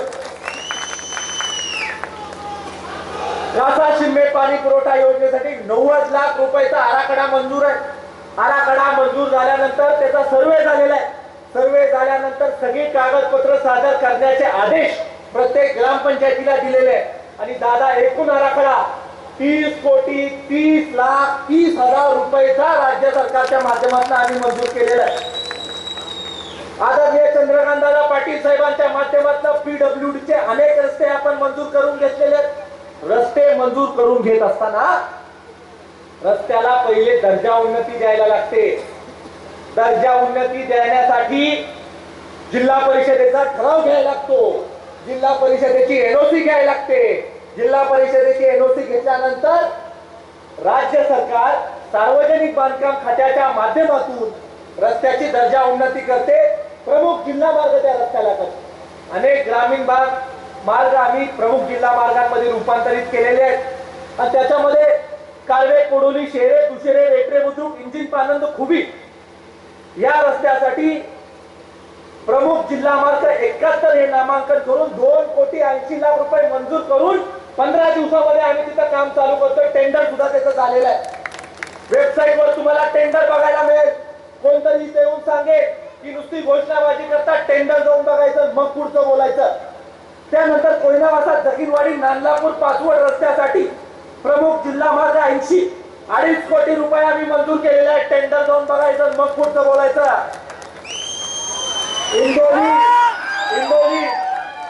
इंदोरी कुरोळे जंगलवाडी हा जो प्रमुख जिल्हा मार्ग आहे, जो आपल्या जैवन शुगर कारखान्याच्या हद्दीमध्ये येतो, त्यासाठी 1 कोटी 80 लाख रुपये मंजूर केलेले आहेत। आटके जाधवमा ते रेटरे बुद्रुक वाया डगरावस्ती याच्यासाठी 2 कोटी 45 लाख रुपये मंजूर करून टेंडर फ्लॅश होऊन 15 दिवसामध्ये आम्ही भूमिपूजन घेणार आहोत। हे तुम्हाला अधिकृत कार्यक्रमाच्या निमित्तानं सांगतो। कालवे धनाई नगर कोथवडे गोपाळ नगर पाझर तलाव देसाई वस्ती रस्ता प्रमुख जिल्हा मार्ग 74 2,80,00,000 रुपये मंजूर करून टेंडर फ्लॅट झालेला आहे. 15 दिवसामध्ये आम्ही त्या कामकाजाला सुरुवात करतोय. रेटरे खुर्द आटके पाचवड कटपणमा गोळेश्वर कारवे नाका प्रमुख जिल्हा मार्ग 81 2,10,00,000 रुपये मंजूर करून निधीची तरतूद होऊन कामाला सुरुवात आता होईल. कासेगाव बेलवडे मालखेड कारवे वस्ती रेल्वे बुद्रुक रस्ता प्रमुख जिल्हा मार्ग 78 1,50,00,000 रुपये मंजूर केलेले आहेत. कराड कृष्णा नाका कोरेगाव कारवे कुडुली जुना रस्ता प्रमुख जिल्हा मार्ग 85 7 कोटी रुपये मंजूर केलेले आहेत. कालेटेक काले संजयनगर कालवडे नांदगाव सहाशिंबे 2,80,00,000 रुपये मंजूर केलेले आहेत. कालगाव खराडे कवठे कोनेगाव या रस्त्यासाठी सुद्धा मागणी होती. कराड तालुक्यामध्ये अजून हे 2.5 कोटी रुपये मंजूर झालेले आहेत. 28,25,00,000 रुपयाचा हिशोब सगळ्या माझ्या पत्रकार बांधवांना मी जीआर सहित देणार आहे. सगळ्या पुराव्याविषयी तुम्हाला देणार आहे. मित्रो, एवढ्यावर पण आम्ही थांबलो नाही. सार्वजनिक बांधकाम खात्याच्या अर्थसंकल्पीय योजनेअंतर्गत रेल्वे बुद्रुक ते शेनोली स्टेशन रस्ता डांबरीकरणासाठी 2,70,00,000 रुपये मंजूर करून काम पूर्ण करून उद्घाटन आम्ही घेतलेलं आहे. वाठार शेनोली रस्त्यासाठी 2,40,00,000 रुपये मंजूर करून त्याचं उद्घाटन आम्ही घेतलेलं आहे. विशेष प्रयत्नामधनं उमरस ते इंदोली जाणाऱ्या रस्त्यासाठी 5 कोटी रुपये मंजूर केलेले आहेत. दुशेरे ते शेरे शेनोली स्टेशन रस्त्यासाठी पीडब्ल्यूडीच्या विशेष दुरुस्तीमधून 1,20,00,000 रुपये मंजूर केलेले आहेत. 11,70,00,000 हिशोब आहे तुमच्या जवळ सादर करतो. सगळा हिशोब जीआर सह सादर करतो आणि जीआर आमच्या अधिकृत असतात. कोणीतरी इथे येऊन म्हणालं की मदन दादा तुमच्या पुतण्याने रस्ता अडवला होता आणि त्याच्यावर मी रस्ता नोंद नसताना 70,00,000 रुपये टाकले होते. तुमच्या बापाचे पैसे होते म्हणून टाकले होते का 70,00,000? 70,00,000 रस्ता नोंद नसताना 70,00,000 टाकायचा अधिकार दिला कोणी तुम्हाला? निदान बोलताना तरी नीट बोला.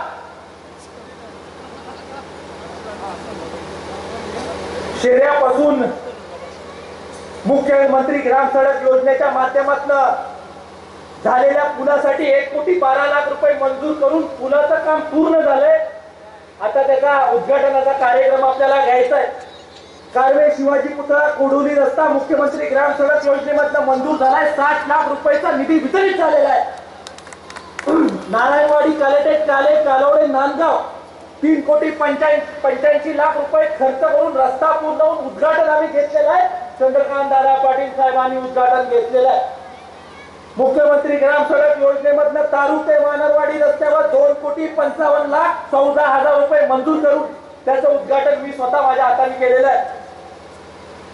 नांदगाव मनोसा शिंदे 8 किलोमीटरच्या रस्त्यासाठी आमचे आदरणीय पत्रकार बांधव आहेत प्रमोदजी सुकरे साहेब, त्यांनी मला सांगितलं की लोकमत मध्ये चांगली बातमी यायची असेल तर पहिले तिथं गपगुमान पैसे टाकायचे. साहेब, मी माझा शब्द पूर्ण केला, तुम्ही तुमचा शब्द या निवडणुकीच्या निमित्तानं पूर्ण करा. रस्ता आम्ही पूर्ण करून दाखवलेला आहे. वारुंजी फाटा वारुंजी केशेपाडी रस्त्यासाठी 4,17,00,000 रुपये 15,37,00,000 हा हिशोब आहे. 10 कोटी रुपये आम्ही मुख्यमंत्री ग्राम सडक योजनेमध्ये अतिरिक्त मागतोय. असा एकूण हिशोब 122 कोटी रुपयाचा हिशोब आम्ही इथं केलेला आहे. 122 कोटी रुपयाचा हिशोब आहे तुमच्या समोर ठेवतो. आणि हे सगळं देत असताना मला नम्रपणे विनंती करायची की आज हे सगळं शक्य होत आहे कारण तुमचं पाठबळ तुमचा पाठिंबा आमच्या पाठीचे. तुम्ही मागच्या वेळेला रोहिणीताईंना आमच्या शब्दाच्या खातीर निवडून दिलं. राज्याच्या मुख्यमंत्र्यांना मी सांगितलं की साहेब तुम्ही आमच्यावर आशीर्वाद ठेवा, आम्ही कराड शहराचा नगराध्यक्ष तुम्हाला भेट म्हणून देऊ. आम्ही भेट म्हणून कराड नगरीचा नगराध्यक्ष त्यांना दिला. तुम्ही बघा रोहिणीताईंकडे, त्यांचं वक्तव्य बघा, कशा पद्धतीनं त्यांनी मार्गदर्शन केलं बघा. कराड नगरपालिका त्यांनी कशी चालवली बघा. कुठल्या तांदळासारखा कारभार रोहिणीताईने आमच्या करून दाखवला. कुठल्या बिल्डरला आमच्या ताईला भेटायला लागत नाही, कोणाला परमिशन साठी त्यांच्याकडे जायला लागत नाही आणि नगरपालिकेच्या किल्ल्या ताई घरी घेऊन जात नाही बरं का. मलकापूरसारखी सिस्टीम नाहीये. 23 कोटी रुपये रोहिणीताईंनी आणले. ताई छाती ठोकपणे सांगतो, मागाल तेवढा निधी आम्ही तुम्हाला देऊ. कराडवर आदरणीय मुख्यमंत्री देवेंद्र फडणवीस साहेब मेहरबान आहे. आदरणीय ताई निवडून गेल्या त्यावेळेला साथीला फक्त 4च लोक ताईंचे होते, पण ताईंचा करिश्मा पहा की आज तुमच्या बरोबर जे होते ते सुद्धा आमच्या बरोबर आलेले आहेत. तुम्हाला कराड मध्ये पुरं मोकळा केलेला आहे आणि मलकापूर मध्ये सुद्धा सारिका ताईंना आता लोक निवडून देणार आहेत आणि मलकापूर सुद्धा आम्ही काढण्याशिवाय राहत नाही. हे सुद्धा या कार्यक्रमाच्या निमित्तानं आम्ही तुम्हाला सांगू इच्छितो. कृष्णा चॅरिटेबल ट्रस्टवर तुमचं खूप प्रेम आहे, मी जाणू शकतो. तुम्हाला त्रास व्हायला लागलाय ना आता, त्यामुळे तुमचं प्रेम जास्त असणारच. पण नम्रपणे मी आपल्याला विचारू इच्छितो की आम्ही कर भरला नव्हता, आम्ही नियमाचं उल्लंघन केलं होतं, तर मग मुलीला शिकायला कसं काय बरं तुम्ही तिथं पाठवलं होतं? कसं काय चाललं? मुलीला शिकायला पाठवताना सुरेश बाबांची अपॉइंटमेंट कशी तुम्ही घेत होता? स्वामी साहेबांना मध्यस्थी कसं तुम्ही घातलं होतं? हे कसं काय तुम्हाला चाललं? ते सगळं चाललं आणि आता तुम्हाला कराचं आठवलंय वय? कराची केस मुंबई उच्च न्यायालयामध्ये आणि आम्ही स्पष्टपणे सांग की कृष्णा चॅरिटेबल ट्रस्टच्या निर्मितीमुळे मलकापूरच्या वैभवामध्ये वाढ झाली. तुम्ही मला सांगा, कृष्णा हॉस्पिटलमुळे आपल्या जीवनामध्ये काही बदल झाला की नाही? तुम्ही मला उत्तर द्या. काही लोकांना फायदा होतो की नाही? आमचा मित्र इथं कणालाखे उपस्थित आहे. सगळ्या झोपडपट्टी वासियांना मोफत ट्रीटमेंट कृष्णा हॉस्पिटलच्या माध्यमातून देण्यात येते. आणि कसं आहे, मोफत द्यायला दानच लागते, मोफत द्यायला दानच लागते आणि आमची दानत आहे. आम्ही मोफत ट्रीटमेंट दिली. मलकापूर शहराच्या जडणघडणीमध्ये कृष्णा हॉस्पिटलचा सिंहाचा वाटा आहे, तुम्हाला मान्य करावं लागेल. खरा यांना तर तुम्ही नामोल्लेख करत नाही. स्वर्गीय यशवंतराव मोहिते साहेबांचा तुम्ही नामोल्लेख करत नाही. स्वर्गीय जयवंतराव भोसलेंचा तुम्ही नामोल्लेख करत नाही. आणि तुमचं छोटस डबरू घेऊन तुम्ही सांगायला लागलाय काय की मलकापूरची निर्मिती आणि जडणघडण आम्ही केली. अरे माझ्या गावाच्या गोष्टी तुम्ही करता, अभिमानाने सांगतो मी रेठऱ्याचा आहे, मान्य आहे आम्हाला. आमचा जन्म रेठरे बुद्रुक मध्ये झालेला आहे. पण रेठरे बुद्रुकची ग्रामपंचायत 18-0 आम्ही घेतलेली आहे. तिथला सरपंच आमचा आहे. अहो कुंभार गावकर, तुमची ग्रामपंचायत ताब्यात आहे का तुमच्या? स्वतःची ग्रामपंचायत ताब्यात नाही, मोठमोठ्या गोष्टी तुम्ही करता.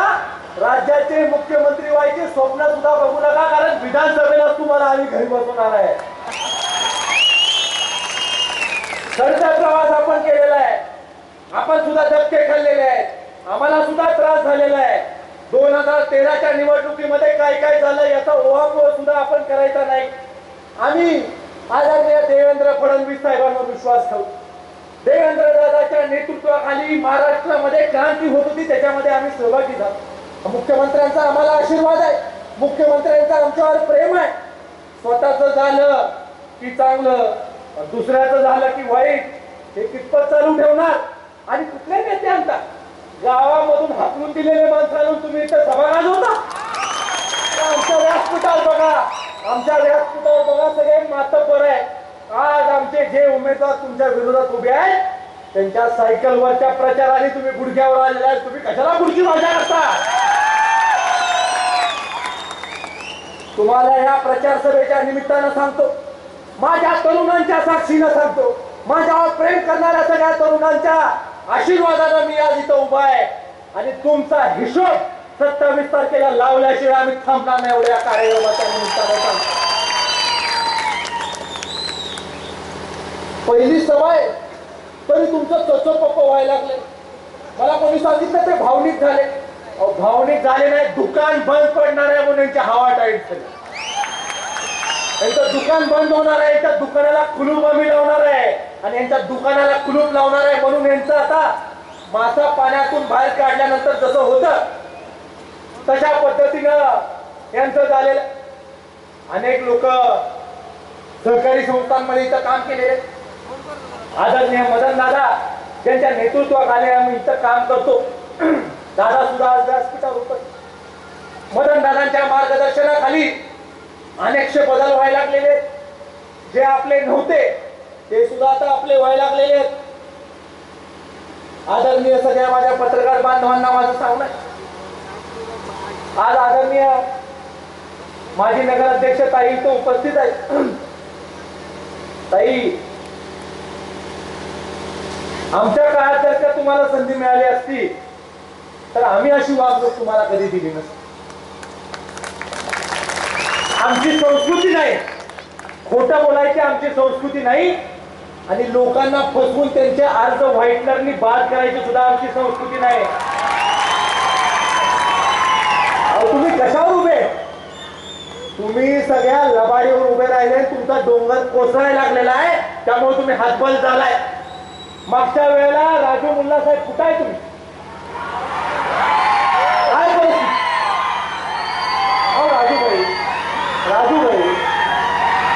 राजूभाई इतका वेळ का लावला आमच्याकडे यायला तुम्ही? एवढं सोचलं कसं तुम्ही? प्रमोदला मी सांगत होतो, प्रमोद शिंदेना मी सांगत होतो, प्रमोद हा लबाड आहे, फसवणार आहे, तुला राहू नको इथं. तुम्ही माझं ऐकलं नाही. ह्याला विचारतो, त्याला विचारतो, अहो कोणाला विचारू नका. यांना तुमच्या घराचं बरं बघवत नाही, ही वस्तुस्थिती आहे, तुम्ही मान्य करायला हवं. कोणाचं त्यांना बरं बघवत नाही, स्वतःच यांचं फक्त बरं झालं पाहिजे. दादा मला तुम्ही सांगा, कुठल्या सरकारी संस्थेची जमीन तुम्ही भाड्याला देऊ शकता का? खाजगी माणसाला, कुठल्याही व्यक्तीला देऊ शकता का? आणि दादा तिथं पेट्रोल पंप त्या व्यक्तीच्या नावावर मंजूर करू शकता? एवढं फक्त तुम्ही मला सांगा. आणि कापीलचे आमचे नेते तुम्ही इथं उपस्थित आहात. अरे काय गोकाक संस्था कोणाची? बब्रुवान अण्णांना वर्ण सुद्धा असं वाटत असेल की काय चाललंय खाली. अरे संस्थेची जमीन भाड्याने कोणाच्या नावावर केली, त्याच्यावर पेट्रोल पंप मंजूर केला. तेवढ्यावर पण यांचं मन समाधानी झालं नाही. 100 फुटी रस्ता, अरे हायवे असतो 100 फुटी, रस्ता होतो का 100 फुटी? कधी 100 फुटीचा 60 फुटी आम्ही करून आणला, आणि 60 फुटी रस्ता झाल्यानंतर तुम्ही म्हणताय नाही तो रस्ता 60च फुटी होता. अरे काय 60 फुटी होता? 60 बाऱ्यावर 100 फुटी रस्ता दिसत होता, आम्ही 60 फुटी करून आणला. रणजित पाटील साहेबांच्या माध्यमातून करून आणला. मी आदरणीय सुधीर भाऊ मुनगंटीवार साहेबांकडे गेलो. मी म्हटलं का हो भाऊ, तुम्ही श्री पांडुरंगाचे भक्त आहात, रुक्मिणी मातेचे भक्त आहात, तुम्ही खरं खरं मला सांगा, मलकापूरचा हा व्यक्ती तुम्ही ओळखता का? म्हटलं नाही रे बाबा, मी काय असला कोण व्यक्ती ओळखत. तरी सुद्धा माझ्या मनामध्ये शंका होती. मी म्हटलं की कदाचित सत्तेमध्ये असताना सगळ्यांचे संबंध ठेवायला लागतात, ओळखतच. परत कराडच्या सर्किट हाऊसमध्ये आले मासे, कराडच्या सर्किट हाऊसमध्ये सुद्धा यांना ओळखच दिली नाही. आणि इथं मुनगंटीवार साहेबांचं नाव वापरायचं, जिथं ज्याचं चालेल त्याचं सोडून दुसऱ्याचं नाव वापरायचं. इथं आदरणीय देवेंद्र फडणवीस साहेब पूर्ण लक्ष देतात, चंद्रकांत दादा लक्ष देतात. चंद्रकांत दादांचं साहेबांचं नाव घ्यायचं नाही आणि मुनगंटीवार साहेबांचं नाव घ्यायचं. खरं तर मुनगंटीवार साहेबांना सवयला आणलं पाहिजे आणि त्यांच्याकडूनच बसवून घेतलं पाहिजे की कोणाचं मुनगंटीवार साहेब किती ऐकतात. आणि त्यामुळं मलकापूरमध्ये परिवर्तन अटळ आहे.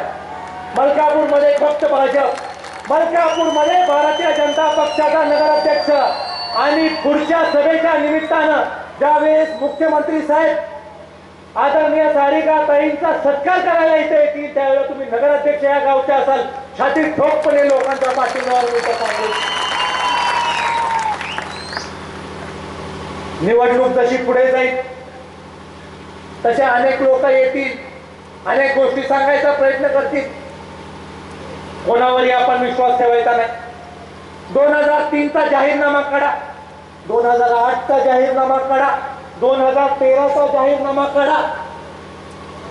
सगळ्या माझ्या कोल्हाटी समाजाच्या बांधवांना, दांगट समाजाच्या बांधवांना माझं एक स्पष्टपणे सांगणं आहे, तिन्ही जाहीरनाम्यांमध्ये झोपडपट्टीचं निर्मूलन आम्ही करू आणि पक्की घरं देऊ, हे तिन्ही जाहीरनाम्यांमध्ये तुम्ही म्हटलं.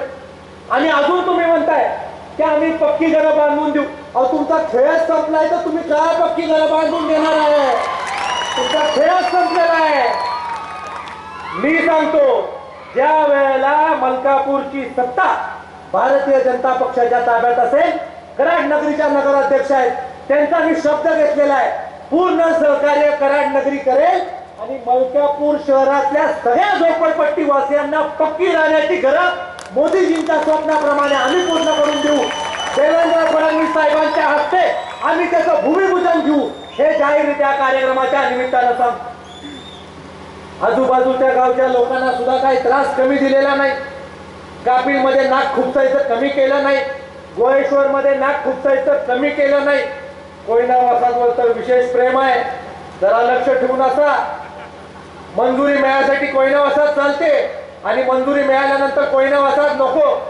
या सगळ्या गोष्टीकडे दुटप्प्या भूमिकेकडे तुम्ही लक्ष ठेवा. परिवर्तनाचं वारं मलकापूरमध्ये आहे आणि महाराष्ट्रामध्ये सुद्धा मलकापूरपासून परिवर्तनाला सुरुवात होणार आहे. आणि परत एकदा फिर एक बार मोदी सरकार, फिर एक बार देवेंद्रजी की सरकार हे महाराष्ट्र राज्यामध्ये आल्याशिवाय राहणार नाही. एवढा आवर्जून या कार्यक्रमाच्या निमित्तानं सांगून सगळे पुरावे, सगळे कागदपत्र याची फाईल त्वरित तयार करून सगळ्या माझ्या पत्रकार बांधवांना मी सादर करणार आहे.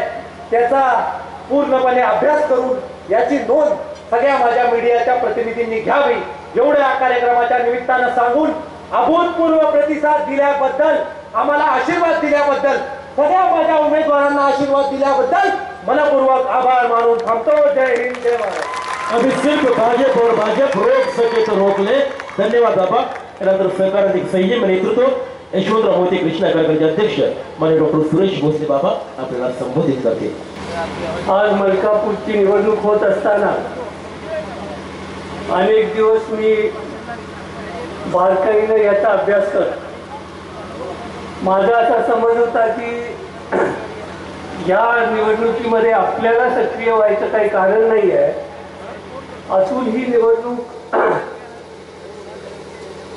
चांगल्या पद्धतीनं त्यानं नियोजन केलेलं आहे. अशोकरावांच्या इतर सगळ्यांच्या सहकार्यानं हा निवडणुकीचा प्रचार तो चांगला करतोय, नेतृत्व करतो. एक गोष्ट तुम्हाला प्रामुख्याने सांगतो की भारतीय जनता पार्टीमध्ये काम करायची सुरुवात झाल्यापासून अतुलकडे विशेष लक्ष ह्या पक्षानं दिले आणि सातत्यानं मुख्यमंत्र्यांचं नाव घेत असताना मलाही त्याची जाणीव आहे की भारतीय जनता पार्टीनं असा विचार केला की ह्या भागामध्ये नवीन नेतृत्व तयार करण्याची गरज आहे आणि त्या दृष्टीनं ते अतुलकडे पाहत आहे. आणि म्हणून साहजिकच ही निवडणूक होत असताना जे प्रस्थापित होते ते कालपर्यंत सत्ता होती, आता विद्यमान आमदार असतील, त्यांना ह्या गोष्टीची खंत आहे की एक हा नवीन मुलगा ज्याला आता पक्षानं साथ दिली आणि त्या मुलांना आपण जे मुख्यमंत्री असताना करू शकलो नाही, या सगळ्या गोष्टी कशा काय साध्य होत आहेत याची खरं कौतुकी आहे. आज तुम्हाला माहिती आहे की आज तुम्ही सगळ्या ज्या योजना त्यांनी मंजूर करून आणल्या याचा आराखडा वाचला. पण तुम्हाला हे माहिती आहे का की जिल्ह्यामध्ये अशी चर्चा आहे की जिल्ह्याला जेवढे पैसे येतील ते निम्मे पैसे दक्षिणला आतून घेऊन गेला, ही जिल्ह्यात चर्चा. म्हणजे ज्या वेळेला एखादा मनुष्य समाजासाठी काम करायला लागतो आणि त्याला पक्षाची साथ मिळते तर काय घडू शकतं तुम्हाला मलकापुरात आज बघायला मिळतं, या कराड दक्षिणमध्ये बघायला मिळतं. कालचा जो कार्यक्रम झाला त्याची मी टेप बघितली आणि म्हणून म्हटलं की आता आपल्याला जाऊन बोलणं गरजेचं आहे. आणि सारखं Krishna charitable trust, Krishna charitable. मी आपणच्या बरोबर ज्या वेळेला पहिल्यांदा दवाखाना इथं करायचा ठरला त्यावेळेला येतो तो कॉलेजमध्येच, वैद्यकीय महाविद्यालयात होतो आणि प्रत्येक अप्पांच्या विजिटला मी येतो. त्यावेळेला ह्या गोळीबार मैदानावर ज्या वेळेला पाणी लागायचं तर मनुष्य गावामध्ये यायला आणि आम्हाला पाणी आणून द्यायला 1 तासभर लागायचा त्याला जाऊन पाणी आणून द्यायला. आता जे काही हे सांगतायत की मलकापूरसाठी आम्ही काय केलं, मला असं माझं म्हणणं आहे की त्यावेळेला हा सगळं माळच, कोयना वसाहत अस्तित्वात नव्हती, आगाशिवनगर अस्तित्वात नव्हतं, संगमनगर मधल्या ह्याच्यामध्ये जागेमध्ये कुठलीही वस्ती नव्हती. अशा वेळेला माझं असं मत आहे की हे जे आता आम्ही मलकापुरासाठी सगळं केलं म्हणतात यांना मलकापुराची हद्द सुद्धा माहीत नसणार. अशा वेळेला ह्या माळावर हा दवाखाना व्हावा की ज्या वेळेला आपण सगळे कार्यकर्ते सांगत होते की आपण शेऱ्याला करूया दवाखाना. आपण म्हणले नाही हे ठिकाण चांगलं आहे. ते म्हणले इथं गाव नाही वस्ती नाही कशी काय प्रगती होईल इथं कसा दवाखाना होऊ शकेल पेशंट कसे येतील इथं. पण अप्पांची दूरदृष्टी होती दवाखाना इथं करायचा ठरला आणि त्याच्यानंतर तुम्हाला माहिती आहे की आजूबाजूच्या जमिनीच्या किती किमती वाढल्या. आजूबाजूला त्यावेळेला ज्यांनी जमिनी घेतल्या आणि पुन्हा मोठ्या रकमेनं विकले हे कोण कोण होते हे पहा जरा. कृष्णा चॅरिटेबलनी जी जमीन त्यांना मिळाली मातीमोल किंमत होती त्यावेळेला ॲक्वायझेशनच्या सगळे पैसे ज्या वेळेला सरकारला दिले आणि त्याच्यावर हा दवाखाना झाल्यानंतर सगळ्यांचे जे आजूबाजूला होते सगळ्यांचं नशीब उजळलं आणि तुम्हाला माहिती आहे की आज कराडपेक्षाही जास्त मलकापूरच्या हद्दीमध्ये जमिनीचा दर झालेला. जी संस्था तिथं तयार झाली ती धर्मदायी संस्था आहे. Not for profit organization. नफा करण्याचा त्यांचा उद्देशच नाही समाजकारण करण्याचा उद्देश आहे. याला चॅरिटेबल ट्रस्ट म्हणतात. आणि त्याच्यातनं हा दवाखाना सुरू झाल्यानंतर तुम्हाला माहिती आहे का की आता अशोकरावनी मगाशी सांगितलं की मलका ते इथं सत्तेत असताना त्यांच्याबरोबर आम्ही करार केला आणि सगळ्या जे सेवक आहेत त्यांना मोफत ट्रीटमेंट द्यायची आणि गावातल्या आलेल्या सगळ्यांनाच मोफत ट्रीटमेंट द्यायची हे ठरलं. आज जवळजवळ 5,000 कार्ड ह्या विभागामध्ये म्हणजे कोयना वसाहतीसह सगळ्या विभागामध्ये आम्ही मोफत ट्रीटमेंटसाठी लोकांना दिलेले आहे. अतुलने आता सांगितलं तसं सगळी जी झोपडपट्टी आहे त्यांना सगळ्यांना आम्ही मोफत ट्रीटमेंट देतो.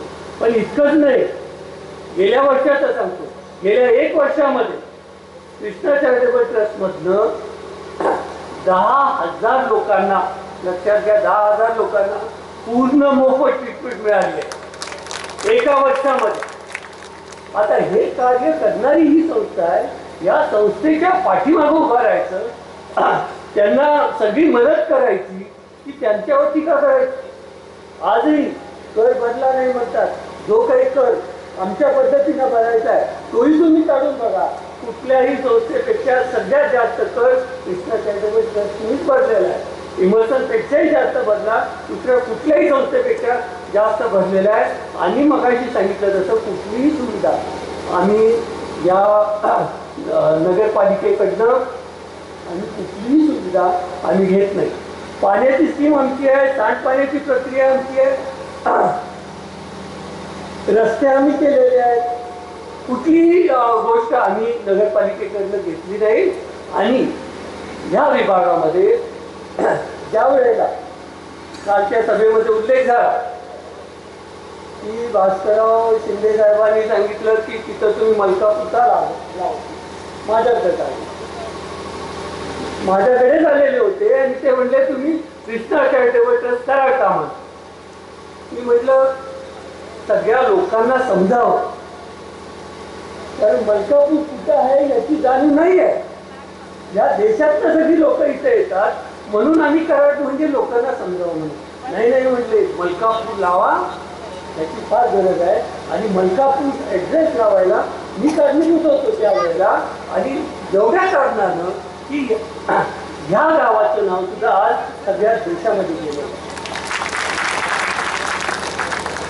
जे जे या गावासाठी करता येईल आपल्या माध्यमातून ते आपण करतच आलेलो आहे. अनेक गोष्टीचा उदाहरण करून देतो. त्यावेळेला नंतरच्या काळामध्ये 90च्या सर्वसाधारण 90-92 सालाच्या दरम्यान आष्टेकर साहेब त्यावेळेला मंत्री होते. त्यावेळेला महाराष्ट्र शासनामध्ये असा निर्णय आहे की 300 लोकवस्ती असेल तर तिथं ग्रामपंचायत करायची. आणि आमच्याकडे प्रस्ताव होता. मला सगळे म्हणत होते त्यावेळेला की आपण आपली जी वसाहत आहे कृष्णा चॅरिटेबल ट्रस्टची त्याचीच ग्रामपंचायत होऊ शकते. जसं शिवनगरला झालं कारखान्याच्या सगळ्या माध्यमात तिथं त्या नगर हे ग्रामपंचायती झाल्या. पण त्यावेळेला मी म्हटलं हे करायचं नाही, आपल्याला मलकापूरमध्येच राहायचं. आगाशिवनगरमध्ये सुद्धा वेगळी ग्रामपंचायत होऊ शकत होती. मी म्हटलं ते करू नका. त्यावेळेला त्या लोकांना सांगितलं आपल्याला मलकापुरातच राहायचं. आणि म्हणून हाच प्रस्ताव रेठ्यामध्ये सुद्धा आलेला होता. आणि आमच्या पवारमळीला ग्रामपंचायत होऊ शकत होती, आमच्या खारेपाट्यात ग्रामपंचायत होऊ शकत होती. सगळे म्हणले की एकाच्या ठिकाणी आपल्याला 4 सरपंच निवडून देता येतील, पण आम्ही म्हणलं नाही करायचं. आपल्याला एकत्रित काम करायचं आहे, एकत्रित आपल्याला विकास झाला पाहिजे. हा उद्देश घेऊन आपण नेहमी मलकापूर वासीच राहिलो पाहिजे, हा त्यावेळेचा प्रयत्न आहे. तुम्हाला सांगतो मलकापूरमध्ये ज्या ज्या योजना होणं गरजेचं आहे याचा सगळा आराखडा आज तुम्ही तुमच्या समोर मांडलेला आहे. आणि त्या गोष्टी आपल्याला इथून पुढच्या काळामध्ये तुम्हाला साध्य करायचं आहे. आता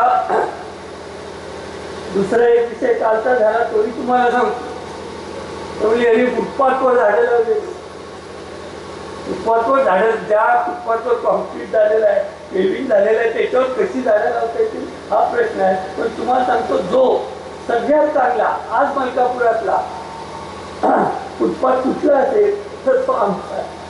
तुम्ही जाऊन बघा, इतका चांगला फुटपाथ, इतका चांगला मेंटेन केलेला आहे. आणि आम्ही झाडं सुद्धा फुटपाथच्या बाजूनं लावली.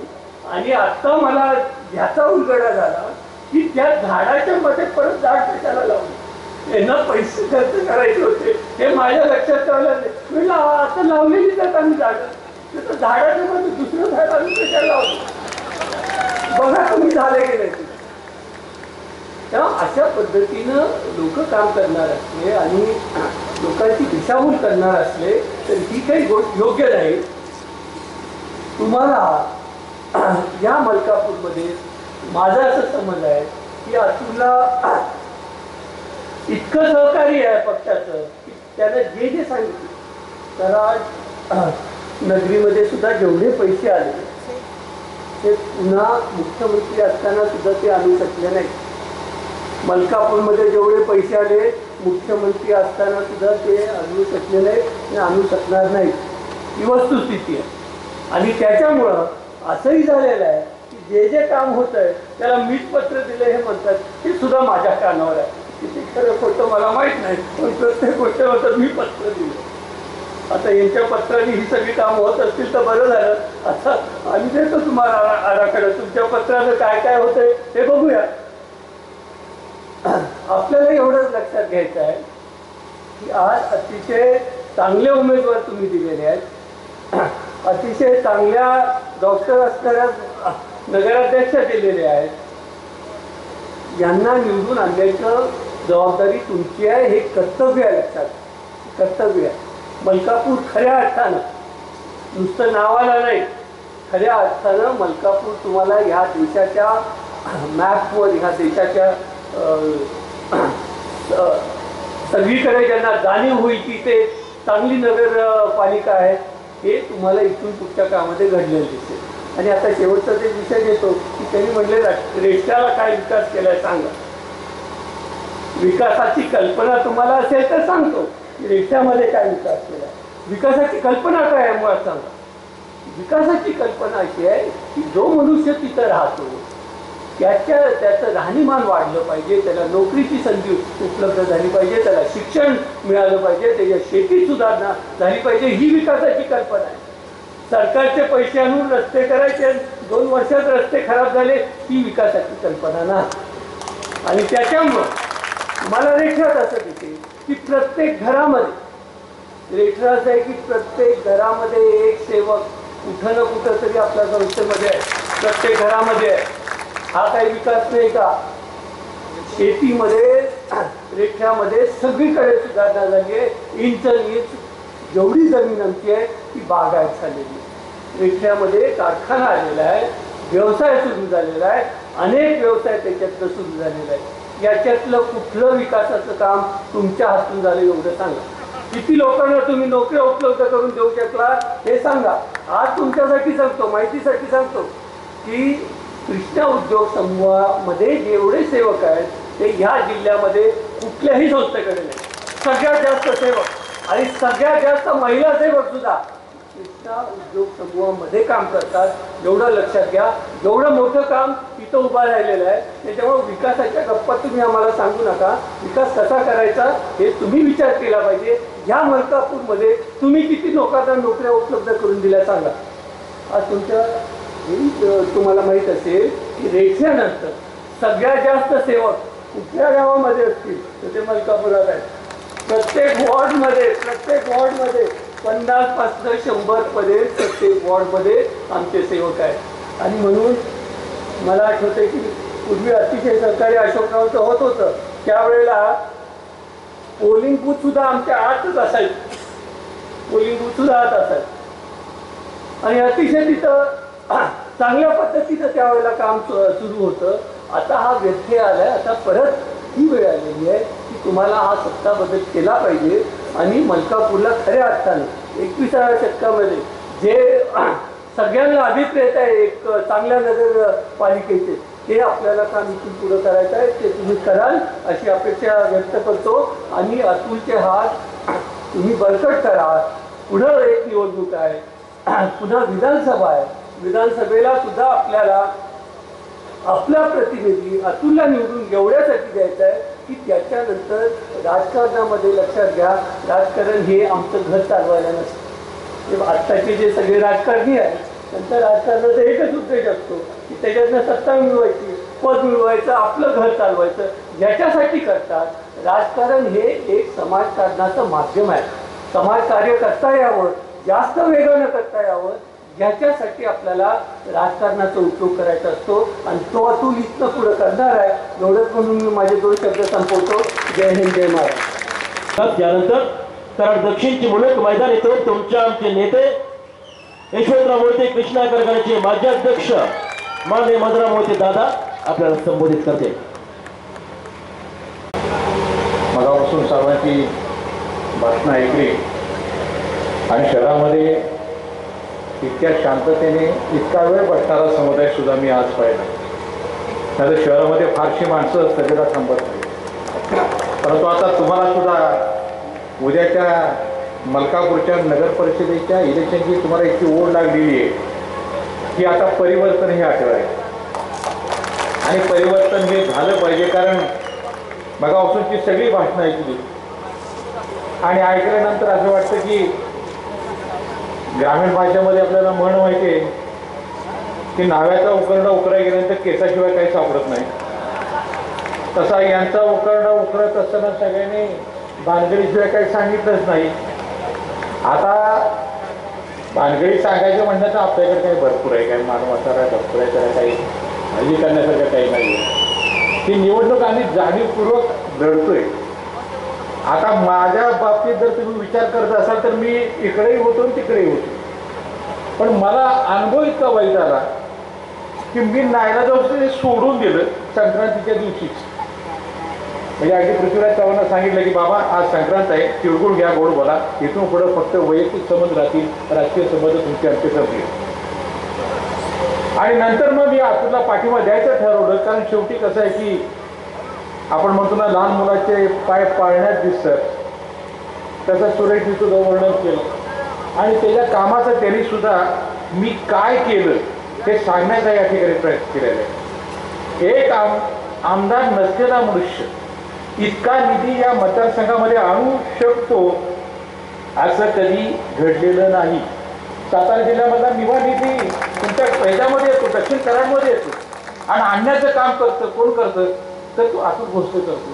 शेवटी कसं आहे की एखाद्याच्यामध्ये जर स्पार्क असेल तर त्याला संधी दिली पाहिजे.